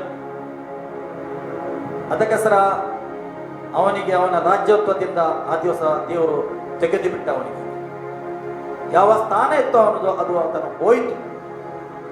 ಇವತ್ತು ನಮಗೆ ಕರೀತಿದ್ದಾನೆ, ಆತನು ನಿಮಗೆ ಕರೀತಿದ್ದಾನೆ. ನಾವು ದೇವರ ಸ್ವರಕ್ಕೆ ಒಂದು ವೇಳೆ ಕಿವಿ ಕೊಡದೆ ನಮ್ಮದೇ ಮಾರ್ಗದಲ್ಲಿ ನಡೆದರೆ ನಾವು ಖಂಡಿತವಾಗಿ ಆತನು ತಳ್ಳಿ ಬಿಡ್ತಾನೆ. ಇಲ್ಲಿ ನಾವು ನೋಡ್ತಾ ಇದ್ದೇವೆ, ಯೇಸು ಕರೆಯುವ ಮೊದಲೇ ಹೇಳ್ತಾನೆ. ಇವನು ಇಲ್ಲಿ ಯೇಸು ಕರೆಯುವ ಮೊದಲೇ ಹೇಳ್ತಾನೆ, ನಿನ್ನನ್ನು ಹಿಂಬಾಲಿಸ್ತಾನೆ, ಆದರೆ ಮೊದಲು ನನ್ನ ಮನೆಯವರಿಗೆ ಹೇಳಿ ಬರುವುದಕ್ಕೆ ನನಗೆ ಅಪ್ಪಣೆ ಆಗಬೇಕೆಂದು ಅಂದನು.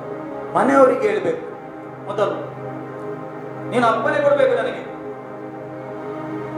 ಪುನಃ ಅಲ್ಲಿ ಹೇಳ್ತಾನೆ ಯೇಸು ಅವನಿಗೆ ಯಾವನಾದರೂ, ವೆರಿ ಇಂಪಾರ್ಟೆಂಟ್ ವಾಕ್ಯ ಇದು, ಯಾವನಾದರೂ ನೇಗಿಲ ಮೇಲೆ ತನ್ನ ಕೈಯನ್ನು ಹಾಕಿ, ನೇಗಿಲು ಉಂಟಲ್ಲ ಉಳುವುದು,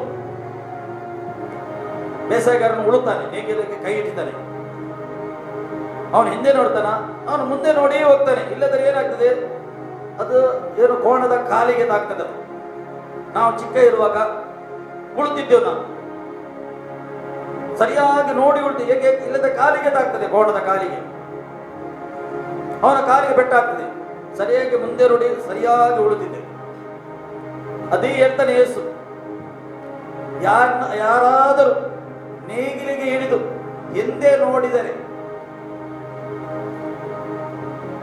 ನೋಡಿದರೆ ಅವನು ದೇವರ ರಾಜ್ಯಕ್ಕೆ ತಕ್ಕವನಲ್ಲ ಎಂದು ಹೇಳ್ತಾನೆ. ಅವನು ದೇವರ ರಾಜ್ಯಕ್ಕೆ ತಕ್ಕವನಲ್ಲ, ಹಿಂದೆ ನೋಡ್ತಾನಲ್ಲ. ಇವತ್ತು ನಾವು ಯೇಸುವನ್ನು ಸ್ವಂತ ರಕ್ಷಕವನ್ನು ಸ್ವೀಕಾರ ಮಾಡಿ ಎಷ್ಟೋ ಜನರ ಹಿಂದೆ ನೋಡ್ತಾ ಇದ್ದಾರೆ. ಎಷ್ಟೋ ಜನರು ನಂಬಿಕೆಯಲ್ಲಿ ಕುಂದಿ ಹೋಗಿದ್ದಾರೆ, ಹಿಂಜಾರಿದ್ದಾರೆ. ದೇವರು ಏನು ಬಯಸ್ತಾ ಇದ್ದಾನೆ? ಆತನ್ನು ಹಿಂಬಾಲಿಸುವವರು ಏನಾಗಬೇಕು?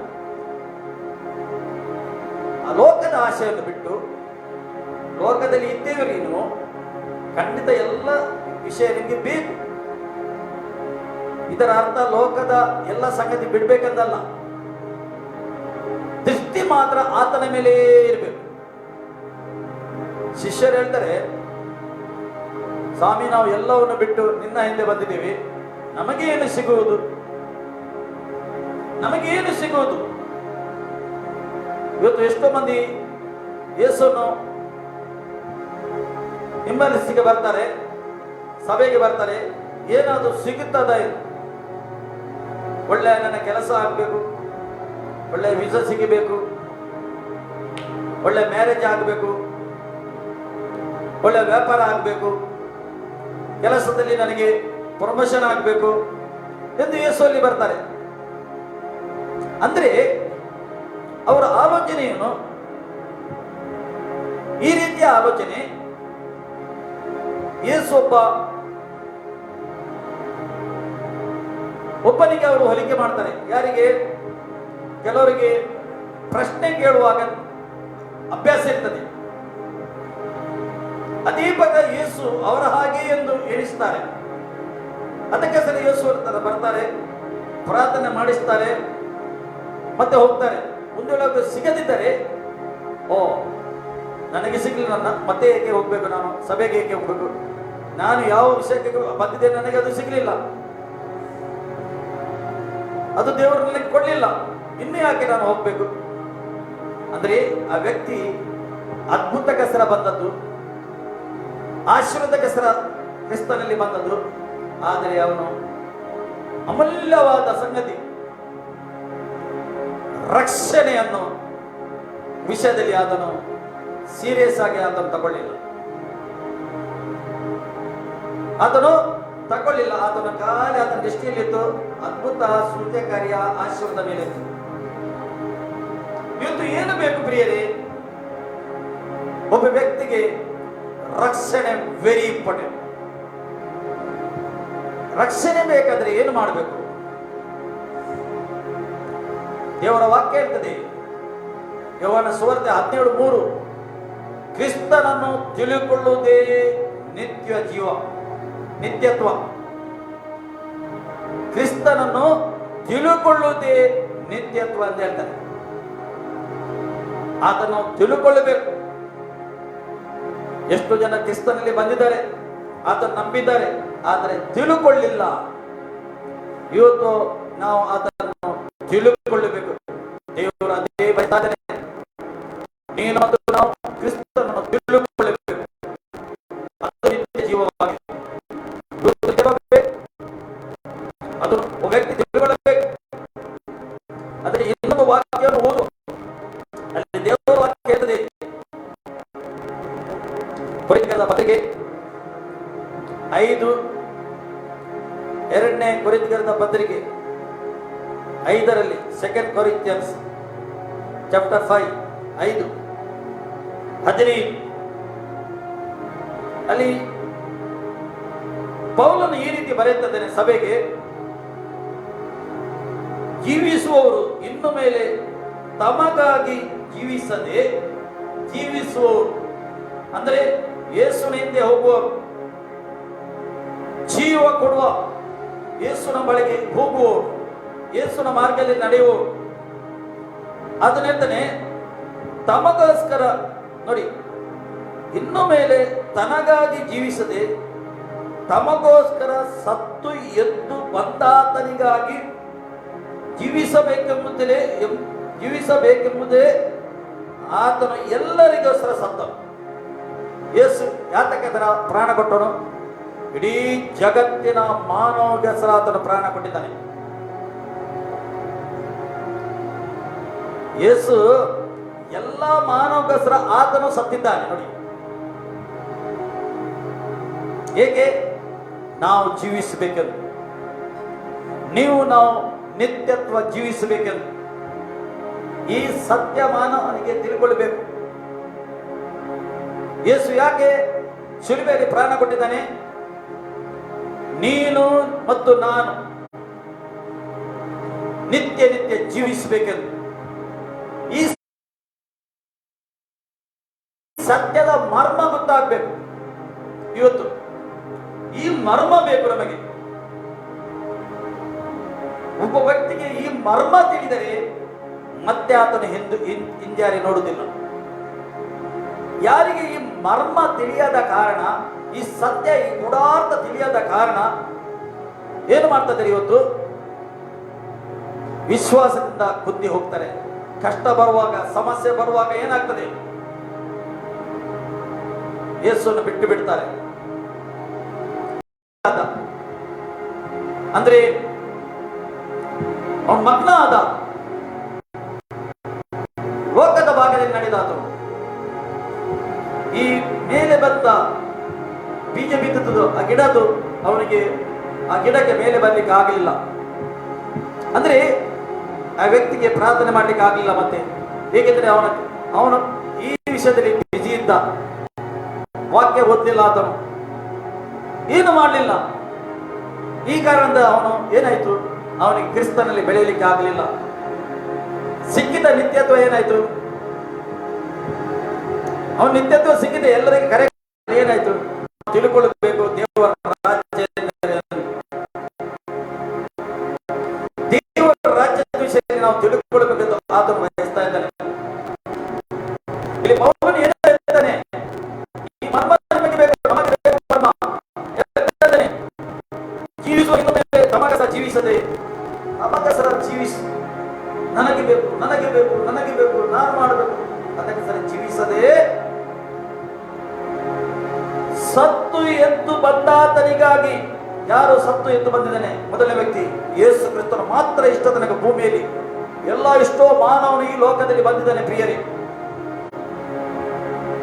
ಎಲ್ಲರೂ ಸತ್ತಿದ್ದಾರೆ ಶರೀರದಲ್ಲಿ. ಅದು ಇಷ್ಟ ತನಕ ಯಾರು ಜೀವಂತವಾಗಿ ಬರಲಿಲ್ಲ. ಇವತ್ತು ಕೂಡ ನೋಡಿದರೆ ಯೇಸುನ ಗೋರಿ ಯೆರೂಸಲೇಮಲ್ಲಿ ಖಾಲಿ ಉಂಟು, ಓಪನ್ ಉಂಟದು. ಯೇಸು ಅಲ್ಲಿಲ್ಲ. ಯೇಸು ಜೀವಂತವಾಗಿದ್ದಾನೆ. ಮೊದಲನೇ ವ್ಯಕ್ತಿ ಜೀವಂತವಾದದ್ದು ಯೇಸು ಕ್ರಿಸ್ತನಾಗಿದ್ದಾನೆ. ಯಾತಕಸರ ಜೀವಂತವಾಗಿದ್ದಾನೆ. ಪ್ರಿಯರೇ, ನಿಮಗಸರ ನಮಗಸರ ಆತನು ಜೀವಂತವಾಗಿದ್ದಾನೆ. ನೀನು ಮತ್ತು ನಾನು ಶರೀರದಲ್ಲಿದ್ದೇವೆ. ಒಂದು ದಿವಸ ನಾವು ಈ ಶರೀರ ಎಂಬ ಪ್ರಾಣ ಈ ಬಿಟ್ಟರೆ ಒಂದು ದಿವಸ ನೀನು ಮತ್ತು ನಾನು ಜೀವಿಸಬೇಕೆಂದು ನಿತ್ಯತ್ವ. ಈ ಮರ್ಮ ನಿಮಗೆ ಗೊತ್ತಿರಬೇಕು. ಸಂತ ಪೌಲನು ಬರೆದಿದ್ದಾನೆ ಈ ಮರ್ಮದ ವಿಷಯದಲ್ಲಿ. 1:15 ಕೊರಿಂಥದ ಪತ್ರಿಕೆಯಲ್ಲಿ ಬರೆದಿದ್ದಾನೆ. ಥೆಸಲೋನಿಕ 1 ಥೆಸಲೋನಿಕ 4 16-15 ಓದಿ ನಮ್ಗೆ ಗೊತ್ತಾದ ಈ ಮರ್ಮ ಆತನು ಬರೆದಿದ್ದಾನೆ. ವ್ಯಕ್ತಿ ಕ್ರಿಸ್ತನಲ್ಲಿ ಇದ್ದ ವ್ಯಕ್ತಿ ಸತ್ತರೂ ಜೀವಂತವಾಗ್ತಾನೆ.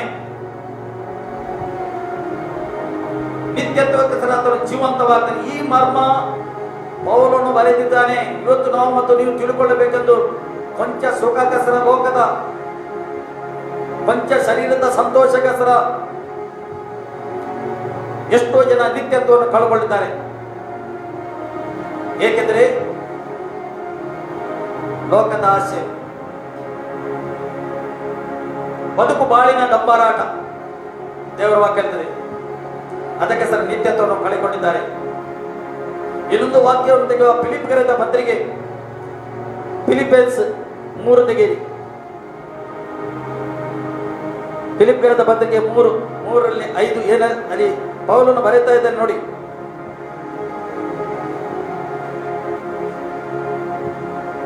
ನಮ್ಮ ಕರ್ತನಾದ ಯೇಸು ಕ್ರಿಸ್ತನ ಅರಿಯುವುದೇ ನೋಡಿ. ನಮ್ಮ ಕರ್ತನಾದ ಯೇಸು ಕ್ರಿಸ್ತನ ಅರಿಯುವುದೇ ಅತಿ ಶ್ರೇಷ್ಠವಾದದೆಂದು ತಿಳಿದು ನಾನು ಎಲ್ಲವನ್ನು ನಷ್ಟವೆಣಿಸುತ್ತೇನೆ. ಆತನ ನಿಮಿತ್ತ ನಾನು ಎಲ್ಲವನ್ನು ಕಳಕೊಂಡು ಅದನ್ನು ಕಸವೆಂದು ಎಣಿಸಿದ್ದೇನೆ. ನೋಡಿ, ಇಷ್ಟು ದೊಡ್ಡ ವ್ಯಕ್ತಿ, ಹಣವಂತನು, ಐಶ್ವರ್ಯವಂತನು, ಹೆಸರಿದ್ದವನು, ಗಮಾಲೇಕರ ಆ ಪಾದಪೀಠದಲ್ಲಿ ಕಲಿತವನು, ಬೈಬಲ್ ಕಾಲೇಜ್ ಮಾಡಿದವನು, ಸತ್ಯವೇದದ ಎಲ್ಲ ಪ್ರಕಟಣೆ ಉಂಟು ಅವನಿಗೆ, ಎಲ್ಲ ಇದ್ದವನಿಗೆ, ರೋಮದ ಹಕ್ಕುದಾರನು, ಇಸ್ರೇಲ್ನಾಥನು, ಎಲ್ಲ ಇತ್ತು ಆತಂತ. ಯಾವಾಗ ಯೇಸು ಅವನಿಗೆ ಸಂಧಿಸುತ್ತಾನೆ, ಅವನು ಸಂಪೂರ್ಣ ಬದಲಾದ. ಇವತ್ತು ಯೇಸು ನಿಮ್ಮನ್ನು ಸಂಧಿಸ್ತಾನೆ. ಯೇಸು ನಿಮ್ಮನ್ನು ಮೆಟ್ಟಬೇಕು. ಒನ್ ಟಚ್, ಯೇಸುನ ಒಂದು ಟಚ್ ಸಾಕು ನಿಮಗೆ, ನೀವು ಪರಿವರ್ತನೆ ಆಗ್ತೀರಿ. ಈಗ ಇವತ್ತು ಮಾನವನು ಪರಿವರ್ತನೆ ಆಗುವುದಿಲ್ಲ. ಅವನ ಕತ್ತಲೆಯ ಸಂಗತಿ ಒಳಗೆ ಉಂಟು. ಅದು ಬೆಳಕಿಗೆ ಬಂದರೆ, ಬೆಳಕೆಂದರೆ ಯಾರು? ಯೇಸು ಕ್ರಿಸ್ತನು. ಬೆಳಕಿಗೆ ಬಂದರೆ ಇದು ಹೊರಗೆ ತೋರುತ್ತದೆ. ಆದ ಕಾರಣ ಒಬ್ಬ ವ್ಯಕ್ತಿ ಕ್ರಿಸ್ತನಲ್ಲಿ ಬರುವುದಿಲ್ಲ. ಬಂದರೆ ಅದು ಬೆಳಕು. ಕ್ರಿಸ್ತನೆಂದರೆ ಬೆಳಕಾಗಿದ್ದಾನೆ. ಇವನ ಹತ್ರ ಕತ್ತಲೆ ಸಂಗತಿ ತುಂಬಿ ಹೋಗಿದೆ. ಬೆಳಕಿಗೆ ಬಂದರೆ ಗೊತ್ತಾಗ್ತದೆ. ಕೆಲವರು ಈ ಬಗ್ಗೆ ಯೇಸು ಬೇಕು, ಈ ಕತ್ತಲೆ ಸಂಗತಿ ಕೊಡಬೇಕು, ಇದು ಬಿಡ್ಲಿಕ್ಕೆ ಬೇಡ, ಇದು ಮಾನವನಿಗೆ ಬಿಡ್ಲಿಕ್ಕೆ ಬೇಡ, ಇದು ಮೊದಲು ಬಿಡಬೇಕು. ಯಾವಾಗ ನಾವು ಒಪ್ಪಿಸಿಕೊಡುತ್ತೇವೆ, ನಾವು ಒಪ್ಪಿಸಿಕೊಡುವಾಗ ಆತನು ಏನು ಮಾಡ್ತಾನೆ? ನಿನ್ನನ್ನು ಅಥಾರಿಟಿಗೆ ತಗೊಳ್ತಾನೆ. ಪರಿಶುದ್ಧಾತ್ಮನಿದ್ದಾನೆ. ಪರಿಶುದ್ಧಾತ್ಮನ ಕಾರ್ಯ ಮಾಡ್ತಾನೆ. ಈಗ ಕಾರ್ಯ ಮಾಡ್ತಾ ಇದ್ದಾನೆ ನಿಮ್ಮ ಜೀವಿತದಲ್ಲಿ, ನೀವು ಒಪ್ಪಿಸಿಕೊಟ್ಟರೆ. ಹೇಗೆ ಇಲ್ಲಿ ದೇವರ ವಾಕ್ಯ ಅಂತಿದೆ, ನನ್ನ ಕರ್ತನಾದ ಕ್ರಿಸ್ತ ಯೇಸುವನ್ನು ಅರಿಯುವುದೇ. ನೋಡಿ, ಅರಿಯುವುದು. ಈಗ ನಾವು ಸ್ವಲ್ಪ ಮೊದಲು ಏನಿದ್ದೆವು? ಯೋಹಾನ ಸುವಾರ್ತೆ 17:3 ಏನಿದ್ದು? ಯೇಸು ಕ್ರಿಸ್ತನನ್ನು ಅರಿಯುವುದೇ ನಿತ್ಯತ್ವವಾಗಿದೆ. ಅರಿತುಕೊಳ್ಳಬೇಕಾದನ್ನು, ತಿಳಿದುಕೊಳ್ಳಬೇಕಾದನ್ನು ನಿತ್ಯತ್ವ ನಡೆಯುತ್ತದೆ. ಅದೇ ಇಲ್ಲಿ ಹೇಳ್ತಾ ಇದ್ದಾರೆ ಪೌಲನು, ಕರ್ತನನ್ನು, ಕ್ರಿಸ್ತನನ್ನು ಅರಿಯುವುದೇ, ಅರಿಯುವುದು, ತಿಳುಕೊಳ್ಳುವುದು. ನಾವು ಹೊರಗಿನ ಭಾಗದಲ್ಲಿ ಯೇಸುವನ್ನು ತಿಳುಕೊಳ್ಳುವುದು ಬೇಡ, ಶಿಲುಬೆಯಲ್ಲಿ ನೋಡು ಅಳುವುದು ಬೇಡ. ನಾನು ಮೊದಲು ಹಾಗೆ ಮಾಡ್ತಿದ್ದೇನೆ, ಶಿಲುಬೆಗೆ ನೋಡುದು ಅಳುವುದು. ಅಯ್ಯೋ ನೀನು ಸತ್ಯ ಅಲ್ಲ, ಎಷ್ಟು ಕಷ್ಟದಿಂದ ಬಂತು ಎಂದು. ಆತನು ಯಾತಕಸರ ಅಲ್ಲಿ ಪ್ರಾಣ ಕೊಟ್ಟಿದ್ದೇನೆ, ಅದು ನನಗೆ ಪ್ರಕಟ ಇರಲಿಲ್ಲ. ಮೊದಲು ಕ್ರಿಸ್ತ ಧರ್ಮದಲ್ಲಿ ನಾನು ಹುಟ್ಟಿದ್ದೇನೆ, ಒಳ್ಳೆ ಭಯಭಕ್ತಿನಲ್ಲಿ ಇತ್ತು, ಕೆಟ್ಟ ಸಂಗತಿ ಕೂಡ ಇತ್ತು ನನ್ನ ಹತ್ರ. ಆದರೆ ಕಷ್ಟ ಬರುವಾಗ ಹೋಗಿ ಶಿಲುಬೆಯ ಮುಂದೆ ಹೋಗಿ ಮರಗುತ್ತಿದ್ದೆ. ಹೇಗೆ ಮರಗುತ್ತಿದ್ದೆ? ಅಯ್ಯೋ ನೀನು ಎಷ್ಟು ಕಷ್ಟ, ನೀನು ರಕ್ತ ಸುರಿತಾ ಇದ್ದೀನಿ ಅಂದ್ರೆ ಆ ಶಿಲುಬೆಯಲ್ಲಿ ಇಟ್ಟಿದ್ದಾರೆ, ಅದರ ಆ ರಕ್ತದ ಚುಕ್ಕಿ ಅದರಲ್ಲಿ ಹಾಕಿ ಇಟ್ಟಿದ್ದ. ನಾನು ಮರಗುದು. ಈಗ ಕೂಡ ಅದನ್ನು ಆಗ್ತಾ ಉಂಟು ಎಂದು ಮರಗುದು. ಪ್ರಿಯೇ, ಆ ಸಮಯದಲ್ಲಿ ನಾನು ತಿಳುಕೊಳ್ಳಿಲ್ಲ ಯೇಸುಗೆ. ಯಾತಕಸರ ಯೇಸು ಶಿಲುಬೆಗೆ ಹೋಗಿದ್ದಾನೆ, ಯಾತಕಸರ ಪ್ರಾಣ ಬಿಟ್ಟಿದ್ದಾನೆ, ಯಾತಕಸರ ರಕ್ತ ಸುರಿಸ್ತಾನೆ, ಅದು ತಿಳುಕೊಳ್ಳಿಲ್ಲ. ಧರ್ಮದಲ್ಲಿ ಇದ್ದ ಜನಗೆ ತಿಳುಕೊಳ್ಳಿಕ್ಕೆ ಆಗುವುದಿಲ್ಲ. ಅದನ್ನು ಬಿಟ್ಟು ಸತ್ಯವೇದಕ್ಕೆ ಬರಬೇಕು. ಸತ್ಯವೇದ ಮಾತ್ರ ಒಬ್ಬನಿಗೆ ಬಿಡುಗಡೆ ಬರ್ತದೆ. ಆ ವಾಕ್ಯ ಇಲ್ಲಿ ಅಂತಾನೆ, ಕ್ರಿಸ್ತ ಯೇಸುವನ್ನು ಅರಿಯುವುದೇ ಅತಿ ಶ್ರೇಷ್ಠವೆಂದು ತಿಳಿದು, ಅತಿ ಶ್ರೇಷ್ಠ ತಿಳಿದು ನಾನು ಎಲ್ಲವನ್ನು ನಷ್ಟವೆನಿಸ್ತೇನೆ. ಎಲ್ಲ ನಷ್ಟವಾಗಿದೆ ಆತನಿಗೆ ಸಹ. ಆತನ ನಿಮಿತ್ತ ನಾನು ಎಲ್ಲವನ್ನು ಕಳಕೊಂಡು ಅದನ್ನು ಕಸವೆಂದು ಎಣಿಸುತ್ತೇನೆ. ಈ ಲೋಕದ ಸಂಗತಿ ಟೆಂಪರರಿ ಕ್ರಿಯೆ. ಎಷ್ಟು ಆಸ್ತಿ ಇರ್ಬೋದು, ಇದು ನಾನೀಗ ತಿಳ್ಕೊಂಡಿದ್ದೇನೆ. ಅವನದ್ದು ಎಷ್ಟು ಆಸ್ತಿ ಇರ್ಬೋದು, ಆದರೂ ಅದು ಕಸವಾಗಿದೆ ಒಂದು ದಿವಸ. ಖಂಡಿತ ಈ ಲೋಕದಲ್ಲಿ ಜೀವಿಸಲಿಕ್ಕೆ ಬೇಕು ನಮಗೆ. ಆದರೆ ಅತಿ ಆಸೆ ಒಳ್ಳೆಯದಲ್ಲ, ಅತಿ ಆಸೆ ನಮಗೆ ಒಳ್ಳೆಯದಲ್ಲ. ಏನು ದೇವರು ನಮಗೆ ಕೊಟ್ಟಿದ್ದಾರೆ ಅದರಲ್ಲಿ ನಾವು ತೃಪ್ತಿಯಾಗಿ ಕ್ರಿಸ್ತನಲ್ಲಿ ಇದ್ದು ತೃಪ್ತಿಯಾಗಿ. ಕ್ರಿಸ್ತನ ಇಲ್ಲದೆ ಅಲ್ಲ, ನಿನ್ನಲ್ಲಿ ಕ್ರಿಸ್ತನ ಇದ್ದರೆ ಮಾತ್ರ ನೀನು ತೃಪ್ತಿಯಾಗಿರ್ತಿ, ಸಂತೋಷದಲ್ಲಿರ್ತಿ, ಸಮಾಧಾನದಲ್ಲಿ. ಇವತ್ತು ಲೋಕದಲ್ಲಿ ಎಲ್ಲಿ ಉಂಟು? ಎಲ್ಲ ಉಂಟು, ಆದರೆ ಸಮಾಧಾನ ಇಲ್ಲ, ಶಾಂತಿ ಇಲ್ಲ, ಆನಂದ ಇಲ್ಲ, ಸಂತೋಷ ಇಲ್ಲ ಒಳಗೆ. ಏಕೆ? ಏನು ಕಾರಣ? ಏಕೆಂದರೆ ಅವನ ಒಳಗೆ ಕ್ರಿಸ್ತನಿಲ್ಲ, ಯೇಸು ಕ್ರಿಸ್ತನಿಲ್ಲ. ಕ್ರಿಸ್ತನಿಗೆ ಮೊದಲ ಸ್ಥಾನ ಕೊಡಲಿಲ್ಲ. ಅದಕ್ಕೆ ತರ ಪ್ರಿಯ ದೇವರ ಮಕ್ಕಳೇ, ಖಂಡಿತವಾಗಿ ನೀವು ತಿಳ್ಕೊಂಡಿದ್ದೀರಿ. ಈಗ ವಾಕ್ಯ ದೇವರು ಮಾತ್ರ ಮಾತಾಡಿದರು. ನೀವು ಬಿಟ್ಟುಕೊಟ್ಟರೆ, ನೀವು ಸಮರ್ಪಣೆ ಮಾಡಿದರೆ ಖಂಡಿತವಾಗಿ ನಿಮ್ಮ ಜೀವಿತದಲ್ಲಿ ಆತನು ದೊಡ್ಡ ಕಾರ್ಯ ಮಾಡ್ತಾನೆ. ಕಣ್ಣು ಕಾಣಲಿಲ್ಲ, ಕಿವಿ ಕೇಳಲಿಲ್ಲ, ಮಾನವನಿಗೆ ಆತನು ಏನನ್ನು ಸಿದ್ಧ ಮಾಡಿಟ್ಟಿದ್ದಾನೆ. ಪೌಲನು ಹೇಳ್ತಾನೆ, ನಾನು ಓಡ್ತಾ ಇದ್ದೇನೆ, ಗುರಿ ಗೊತ್ತಿಲ್ಲದೆ ನಾನು ಓಡುದಿಲ್ಲ, ನಾನು ಗುರಿ ಗೊತ್ತಿದ್ದು ಓಡ್ತಾ ಇದ್ದೇನೆ. ಒಂದು ದಿವಸ ನನಗೆ ದೇವರು ಆ ಜಯಮಾಲೆ ಕೊಡ್ತಾನೆ, ಅದಕ್ಕೆ ಸರ್ ನಾನು ಓಡ್ತೇನೆ. ಇವತ್ತು ನಾನು ದರ್ಪಣದಲ್ಲಿ ನೋಡ್ತಾ ಇದ್ದೇನೆ, ಒಂದು ದಿವಸ ನಾನು ಮುಖಾಮುಖಿಯಾಗಿ ನೋಡ್ತೇನೆ. ನೋಡಿ ಪ್ರಿಯರೇ, ಇವತ್ತು ನೀವು ದರ್ಪಣದಲ್ಲಿ ಯೇಸುಗೆ ನೋಡ್ಬೋದು, ಮಸ್ತ್. ಆದರೆ ಒಂದು ದಿವಸ ನೀವು ಮತ್ತು ನಾವು ಆತನಿಗೆ ಮುಖಾಮುಖಿಯಾಗಿ ನೋಡ್ತೇವೆ. ಈ ವಿಶ್ವಾಸ ನಿನಗೆ ಮತ್ತು ನನಗೆ ಇರಬೇಕು. ಅದಕ್ಕೆ ಕೊನೆಯ ಮಾತು ಯೇಸು ಹೇಳ್ತಾನೆ, ಕೊನೆಯ ಮಾತು, ಶಿಲುಬೆಗೆ ಹೋಗುವ ಮೊದಲ ಮಾತು. 16:6 ಯೋಹಾನ 16:33 ನಿಮಗೆ ಈ ಲೋಕದಲ್ಲಿ ಕಷ್ಟ ಸಂಕಟಗಳು ಇರಬಹುದು, ಆದರೆ ನಾನು ಲೋಕವನ್ನು ಜಯಿಸ್ತೇನೆ, ನಾನು ಜಯಿಸ್ತೇನೆ ಲೋಕವನ್ನು. ಇದು ಕೊನೆಯ ಮಾತು, ಯೇಸು ಕ್ರಿಸ್ತನ ಕೊನೆಯ ಮಾತು. ಶಿಲುಬೆಗೆ ಹೋಗುವ ಮೊದಲನೇ ದಿವಸ ಅದನ್ನು ಹೇಳ್ದ ಮಾತು ಶಿಷ್ಯರಿಗೆ. ನಿಮಗೆ ಕಷ್ಟ ಇರಬಹುದು, ಸಮಸ್ಯೆ ಇರಬಹುದು, ಆದರೆ ನಾನು ಲೋಕವನ್ನು ಜಯಿಸ್ತೇನೆ. ಈಗ ಲೋಕ ಜಯಿಸಿದವನು ಎಲ್ಲಿದ್ದಾನೆ? ನಮ್ಮಲ್ಲಿದ್ದಾನೆ. ಆತ ಜಯಿಸಿದವನು ನಮ್ಮ ಕೂಡ ಆತನು ಏನ್ ಮಾಡ್ತಾನೆ? ಜಯಿಸಲಿಕ್ಕೆ ಕಲಿಸ್ತಾನೆ. ದಿನದಿಂದ ನಿನ್ನ ಜೀವಿತದಲ್ಲಿ ಶಿಲುಬೆ ಇರಬಹುದು. ಆ ಸಮಸ್ಯೆ, ಮನೆಯಿಂದ ಸಮಸ್ಯೆ, ಅದು ಸಮಸ್ಯೆ, ಈ ಸಮಸ್ಯೆ, ಫೈನಾನ್ಸ್, ಆದರೆ ಕ್ರಿಸ್ತ ನಿನ್ನಲ್ಲಿ ಇರುವಾಗ ನಿನಗೆ ಬಲ ಕೊಡ್ತಾನೆ, ನಿನ್ನ ಶಿಲುಬೆಯನ್ನು ಹೊತ್ತುಕೊಂಡು ಮುಂದೆ ಹೋಗ್ಲಿಕ್ಕೆ. Thank you Lord. ಈ ವಾಕ್ಯದಿಂದ ದೇವರನ್ನು ಆಶೀರ್ವಾದ ಮಾಡಿ. ತಂದೆ, ನಿಮಗೆ ಸ್ತೋತ್ರ. ನಿನ್ನ ಒಳ್ಳೆಯ ನಿನ್ನ ಹಾಗೆ ಯಾರು ಇಲ್ಲ, ನಿನ್ನ ಹಾಗೆ ಯಾರು ಇಲ್ಲ, ನಿನ್ನ ಹಾಗೆ ಯಾರು ಇಲ್ಲ, ನಿನ್ನ ಹಾಗೆ ಯಾರು ಇಲ್ಲ. ನೀ ಶ್ರೇಷ್ಠನೇ, ನೀ ಬಲವು, ನಿನ್ನ ಹಾಗೆ ಯಾರು ಇಲ್ಲ. ಶ್ರೇಷ್ಠನೇ, ಬಲವು, ನಿನ್ನ ಹಾಗೆ ಯಾರು ಇಲ್ಲ.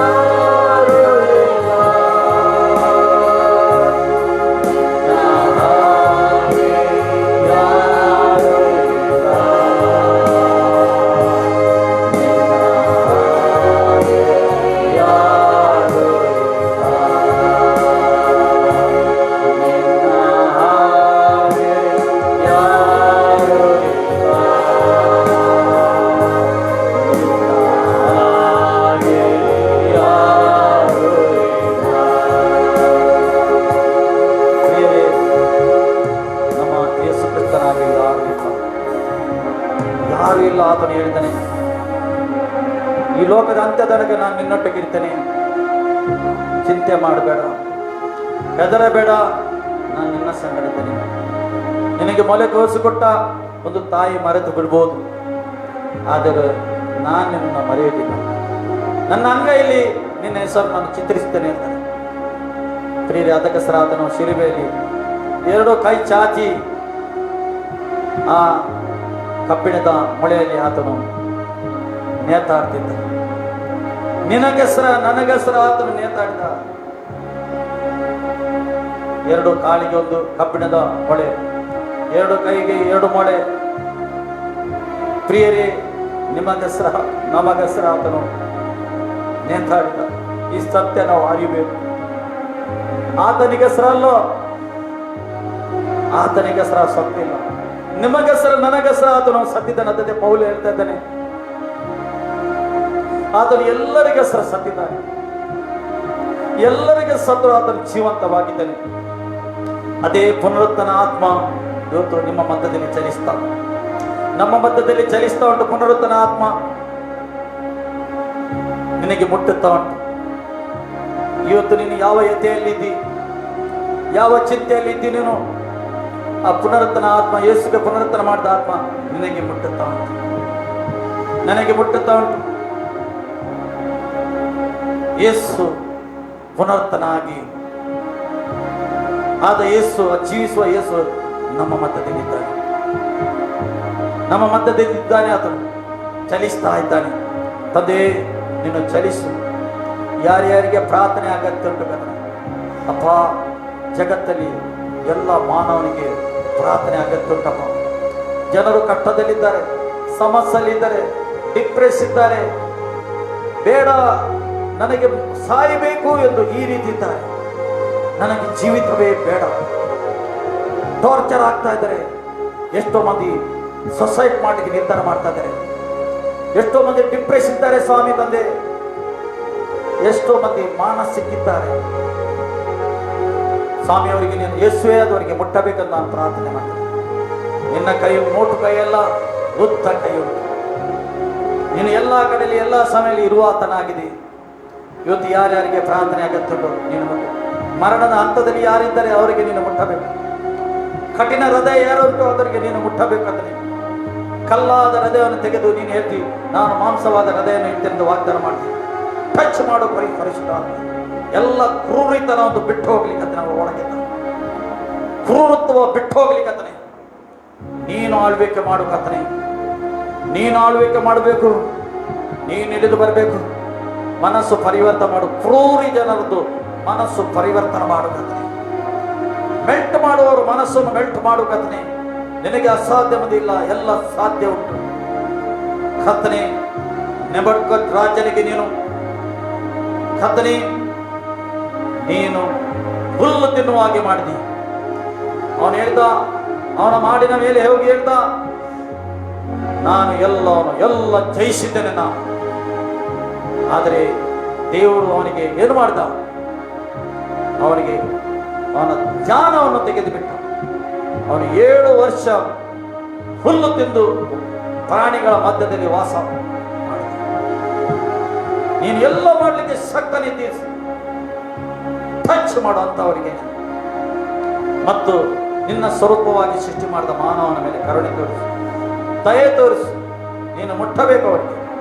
ಎಷ್ಟೋ ಮಂದಿಗೆ ನೀನು ಯಾರಿಂದ ಅರಿಯದೆ ತನ್ನ ಲೋಕದಲ್ಲಿ ಇದ್ದಾರೆ. ಅವ್ರು ಗೊತ್ತಿಲ್ಲ.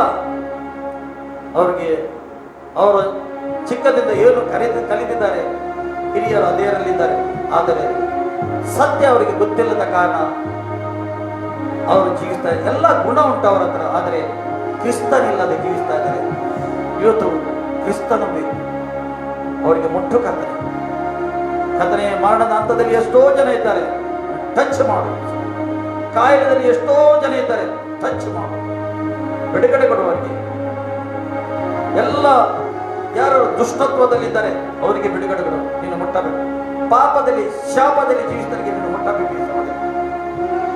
ಟಚ್ ಮಾಡಬೇಕಂದ್ರೆ ನಮ್ಮ ಅಧಿಕಾರಿಗಳಿಗೆ ಮುಟ್ಟುಕಂದ್ರೆ ಒಳ್ಳೆ ಜ್ಞಾನ ಕೊಡು, ಒಳ್ಳೆ ಬುದ್ಧಿ ಕೊಡುವವರಿಗೆ. ನಮ್ಮ ದೇಶ ಕೂಡ ನಡೆಸಲಿಕ್ಕೆ ಅವರಿಗೆ ಒಳ್ಳೆ ಬುದ್ಧಿ ಬೇಕು, ಒಳ್ಳೆ ಜ್ಞಾನ ಬೇಕು. ನೀನು ಕೊಡುಕಂತ ನಾವು ಬೇಡ್ತೇವೆ. ಕಥನೆ ಅವರಿಗೆ ಜ್ಞಾನ ಕೊಡು, ಬುದ್ಧಿ ಕೊಡು. ಇಷ್ಟು ದೊಡ್ಡ ದೇಶ ನಡೆಸಬೇಕಲ್ಲ ಸ್ವಾಮಿ, ನಿನ್ನಿಂದಲೇ ಬುದ್ಧಿ ಬರುವುದು, ನಿನ್ನಿಂದಲೇ ಜ್ಞಾನ ಕೊಡುವುದು. ಅಪ್ಪ, ಒಬ್ಬೊಂದು ಅಧಿಕಾರ ನಿನ್ನಿಂದಲೇ ಬರುವುದು. ನೀನು ಮುಟ್ಟವರಿಗೆ ನಡೆಸಿ ಕಥನೆ. ವರ್ತಮಾನ ಸ್ಥಿತಿಯಲ್ಲಿ ಏನು ನಡೀತಾ ಉಂಟು ಲೋಕದಲ್ಲಿ ನೀನು ಚೆನ್ನಾಗಿ ಬಲ್ಲವನಾಗಿ. ಕತ್ತಲೆ ಜನರು ಕಷ್ಟದಲ್ಲಿದ್ದಾರೆ, ಸಮಸ್ಯೆಗೆ ಸಿಕ್ಕಿ ಬಿದ್ದಿದ್ದಾರೆ. ಡಿಸಾಸ್ಟರ್ ಆಗ್ತಾ ಉಂಟು ಲೋಕದಲ್ಲಿ. ಅದರಲ್ಲಿ ನೀನು ಎಲ್ಲ ಲೋಕ ಈಗ ಕೂಡ ನಿನ್ನ ಕಂಟ್ರೋಲಲ್ಲಿ ಉಂಟು, ಈಗ ಕೂಡ ನಿನ್ನ ಕೈಯಲ್ಲಿ ಉಂಟು. ನೀನೇ ಆಳ್ತಾ ಇದ್ದೀನಿ. ಈ ಲೋಕವು ಮಾನವನಿಗೆ ಕೊಟ್ಟಿದ್ದೀನಿ ನೀನು, ಅದು ನೀನು ಆಳ್ತಾ ಇದ್ದೀನಿ ಕರ್ತನೆ. ಸ್ತೋತ್ರ, ಸ್ತೋತ್ರ ತಂದೆ, ನಿನಗೆ ಸ್ತೋತ್ರ. ನಿನ್ನ ಮುಟ್ಟು ಕರ್ತನೆ, ನಿನ್ನ ಪ್ರಾರ್ಥನೆ ಆತ್ಮಂದ ತುಂಬಿಸು, ನಿನ್ನ ಪ್ರಾರ್ಥನೆ ಆತ್ಮಂದ ತುಂಬಿಸು ಕರ್ತನೆ. ಅವರಿಗೆ ದೇವರು ಪ್ರಾರ್ಥನೆ ಆತ್ಮ ತುಂಬಿಸ್ತಾ ಇದ್ದಾನೆ. ಕತ್ತಲಲ್ಲಿ ಇದ್ದವರಿಗೆ ದೇವರು ಬೆಳಕು ಕೊಡ್ತಾ ಇದ್ದಾನೆ. ಈ ಸಮಯದಲ್ಲಿ ಬೆಳಕು ಕೊಡ್ತಾ ಇದ್ದಾನೆ, ಮುಟ್ಟುತ್ತಾ ಇದ್ದಾನೆ, ನಿನಗೆ ಟಚ್ ಮಾಡ್ತಾ ಇದ್ದಾನೆ. ನೀನು ಎದ್ದೆಲ್ಲಿದ್ದೀಯ, ನಿನಗೆ ಯೇಸು ಕ್ರಿಸ್ತನ ಆತ್ಮ ಟಚ್ ಮಾಡ್ತಾ ಮುಟ್ಟುತ್ತಾ. ಚಿಂತೆಯಲ್ಲಿದ್ಯಾ, ಮುಟ್ಟುತ್ತಾ. ಅಯ್ಯೋ ನನ್ನ ಫ್ಯೂಚರ್ ಏನು ಚಿಂತೆ ಮಾಡ್ತಿದ್ಯಾ, ದೇವರ ಆತ್ಮ ಮುಟ್ಟುತ್ತಾ. ಏಕೆ ಈಗ ಕೂಡ ಕಂಟ್ರೋಲಲ್ಲಿ ಉಂಟು, ಆತನ ಅಥಾರಿಟಿಯಲ್ಲಿ ಉಂಟು. ಕೃಪೆ ದೇವರ ಉಂಟು, ಆತನ ವಾಪಸ್ ತೆಗೀಲಿಲ್ಲ. ಶೀಘ್ರದಲ್ಲಿ ಆತನು ತೆಗೀತಾನೆ. ಅದರ ಮೊದಲು ನಾವು ಮಾನಸಂತರಾಗಿ ಪಶ್ಚಾತ್ತಾಪ ಆಗಲಿಕ್ಕೆ ನೀನು ಸಹಾಯ ಮಾಡುತ್ತದೆ. ಒಬ್ಬೊಬ್ಬರಿಗೆ ಮತ್ತು ಎಲ್ಲ ಜಾತಿ ಕುಲ ಭಾಷೆ ಜನರಿಗೆ ನೀನು ಕರೆದಿದ್ದಿ ಕತ್ತನೆ. ಬಾ ಮಗಳೇ, ಬಾ ಮಗನೇ ಎಂದು ಈ ಸತ್ಯ ಅವರಿಗೆ ತಿಳಿಯಲಿ ಕತ್ತನೆ. ನೀನು ಆತ್ಮ ಸ್ವರೂಪಿ ಆಗಿದ್ದಿ. ಈ ಅವರಿಗೆ ಟಚ್ ಮಾಡು ತಂದೆಯನಿಗೆ ಸ್ತೋತ್ರ. ಅವರ ಕುಟುಂಬಕ್ಕೆ ಟಚ್ ಮಾಡು ಕತ್ತನೆ, ಟಚ್ ಮಾಡು. ಮುಟ್ಟಬೇಕು, ನೀವು ಒಂದು ಪರಿವರ್ತನೆ ಆಗಬೇಕು. ಒಂದು ಪರಿವರ್ತನೆ ನಾವು ಕಾಣ್ತೇವೆ. ನಮ್ಮ ಕೆಲಸ, ನಾವು ಪ್ರಾರ್ಥನೆ ಮಾಡುವ ಕೆಲಸ, ನಾವು ಒಂದು ಪರಿವರ್ತನೆ ಆಗಬೇಕು. ಎಲ್ಲ ಕುಟುಂಬದಲ್ಲಿ ಪರಿವರ್ತನೆ, ಎಲ್ಲ ಮಕ್ಕಳ ಜೀವಿತದಲ್ಲಿ ಪರಿವರ್ತನೆ, ಗಂಡ ಹೆಂಡತಿಯ ಜೀವಿತದಲ್ಲಿ ಪರಿವರ್ತನೆ ಮಾಡಬೇಕಂತ ನಾನು ಪ್ರಾರ್ಥನೆ ಮಾಡ್ತೇನೆ. ಕುಟುಂಬದಲ್ಲಿ ಸಮಾಧಾನ ಬರಲಿ, ಸಂತೋಷ ಬರಲಿ. ಎಲ್ಲೆಲ್ಲಿ ನೀವು ನಿಲ್ತೀರಿ ಆ ಏರಿಯಾದಲ್ಲಿ ಸಂತೋಷ ಸಮಾಧಾನ ಬರಲಿ, ಅಭಿವೃದ್ಧಿ ಆಗಲಿ ಆ ಏರಿಯಾ. ನಮ್ಮ ಕೆಲಸ ಕಾರ್ಯದ ಮೇಲೆ ದೇವರು ಆಶೀರ್ವಾದ ಮಾಡ್ತಾ ಇದ್ದಾನೆ. ನಿಮ್ಮ ಬಿಸ್ನೆಸ್ ಮೇಲೆ ದೇವರು ಆಶೀರ್ವಾದ ಮಾಡ್ತಾ ಇದ್ದಾನೆ. ನೀನು ಎಲ್ಲಿದ್ದೀರು, ಯಾವ ದೇಶದಲ್ಲಿ ಇರ್ಬೋದು, ಯಾವ ದೇಶದಲ್ಲಿ ಕೆಲಸ ಮಾಡ್ಬೋದು, ದೇವರಾತ್ಮ ನಿಮಗೆ ಮುಟ್ಟುತ್ತಾ ಇದ್ದಾನೆ. ದೇವರಾತ್ಮ ಟಚ್ ಮಾಡ್ತಾನೆ. ಯೇಸು ನಿಮ್ಮನ್ನು ಪ್ರೀತಿ ಮಾಡ್ತಾ ಇದ್ದಾನೆ. ಈಗ ಕೂಡ ರೈಟ್ ನಾವು ನಿಮಗೆ ಮುಟ್ಟುತ್ತಾ ಇದ್ದಾನೆ. ನೀವು ನಂಬಿದರೆ ನೀವು ಆತನ ಹಸ್ತದ ಒಂದು ಅನುಭವ ನಿಮಗೆ ಆಗ್ತಾ ಉಂಟು. ಈ ಸಮಯದಲ್ಲಿ ಒಂದು ಅನುಭವ ಮಾಡ್ತಾ ಇದ್ದೇನೆ. Thank you Lord, thank you Jesus. ಹೆದರಿಕೆಯಲ್ಲಿ ಇದೆಯಾ, ದೇವರು ಆ ಹೆದರಿಕೆ ತೆಗೆತಾ ಇದ್ದಾನೆ. ನನ್ನ ಕೆಲಸ ಹೋಗ್ತದೆ ಎಂದು ಹೆದರಿಕೆ ಇದೆಯಾ, ದೇವರು ಮುಟ್ಟುತ್ತಾ ಇದ್ದಾನೆ. ನಿನ್ನ ಅಧಿಕಾರಿಗೆ ಮುಟ್ಟುತ್ತಾ ಇದ್ದಾನೆ. ನಿನಗೆ ದಯ ತೋರಿಸ್ತಾ ಇದ್ದಾನೆ. ದೇವರು ನಿನ್ನ ಪರವಾಗಿದ್ದಾನೆ. ಅಲ್ಲಿ ಹೋಗುವಾಗ ನಿನಗೆ ಆತನ ದಯ ತೋರಿಸ್ತಾನೆ. ರೈಟ್ ನಾವು ದಯ ತೋರಿಸ್ತಾ ಇದ್ದಾನೆ. ನಿನ್ನ ಬ್ಯಾಡ್ ನ್ಯೂಸ್ ಅನ್ನು ಗುಡ್ ನ್ಯೂಸ್ ಅಲ್ಲಿ ಬದಲಿಸ್ತಾನೆ ಆತನು. Thank you Lord, thank you Jesus. ಮಕ್ಕಳಿಗೆ ಸರ್ ಚಿಂತೆ ಮಾಡ್ತೀಯಾ, ದೇವರ ಆತ್ಮ ನಿನಗೆ ಮುಟ್ಟುತ್ತಾ ಉಂಟು, ಮಕ್ಕಳಿಗೆ ಮುಟ್ಟುತ್ತಾ ಉಂಟು. Thank you Lord. ನೀತಿವಂತನ ಪ್ರಾರ್ಥನೆ ಬಹು ಫಲವುಳ್ಳದಾಗಿದೆ. ದೇವರ ವಾಕ್ಯ ಫಲವುಳ್ಳ ಪ್ರಾರ್ಥನೆ ಆಗಿದೆ. ಚಲಿಸು ಸರ್, ನಮ್ಮ ದೇಶದಲ್ಲಿ ಚಲಿಸು, ನಮ್ಮ ನಾಡಲ್ಲಿ ಚಲಿಸು, ನನ್ನ ಪಟ್ಟಣದಲ್ಲಿ ಚಲಿಸು. ನೀನು ಮುಟ್ಟು, ಎಲ್ಲರಿಗೆ ಮುಟ್ಟಬೇಕು. ಆಶೀರ್ವಾದ ಬರಲಿ, ಎಲ್ಲರ ಮೇಲೆ ಆಶೀರ್ವಾದ ಬರಲಿ. ತಂದೆ ಸ್ತೋತ್ರ. ನಮ್ಮ ಪ್ರಾರ್ಥನೆಯನ್ನು ಕೇಳಿದ್ದಕ್ಕೆ ಸ್ತೋತ್ರ, ಉತ್ತರ ಕೊಟ್ಟಿದ್ದಕ್ಕೆ ಸ್ತೋತ್ರ. ಎಲ್ಲ ಘನ, ಎಲ್ಲ ಮಾನ ಮೈಸೂರಿತ ಯೇಸು ಕ್ರಿಸ್ತನ ನಾಮದಲ್ಲಿ ಪ್ರಾರ್ಥಿಸಿ ಬಂದಿದೆ ಪ್ರೀತಿಯುಳ್ಳ ತಂದೆಯೇ, ಆಮೆನ್. ದೇವರ ಆಶೀರ್ವಾದ.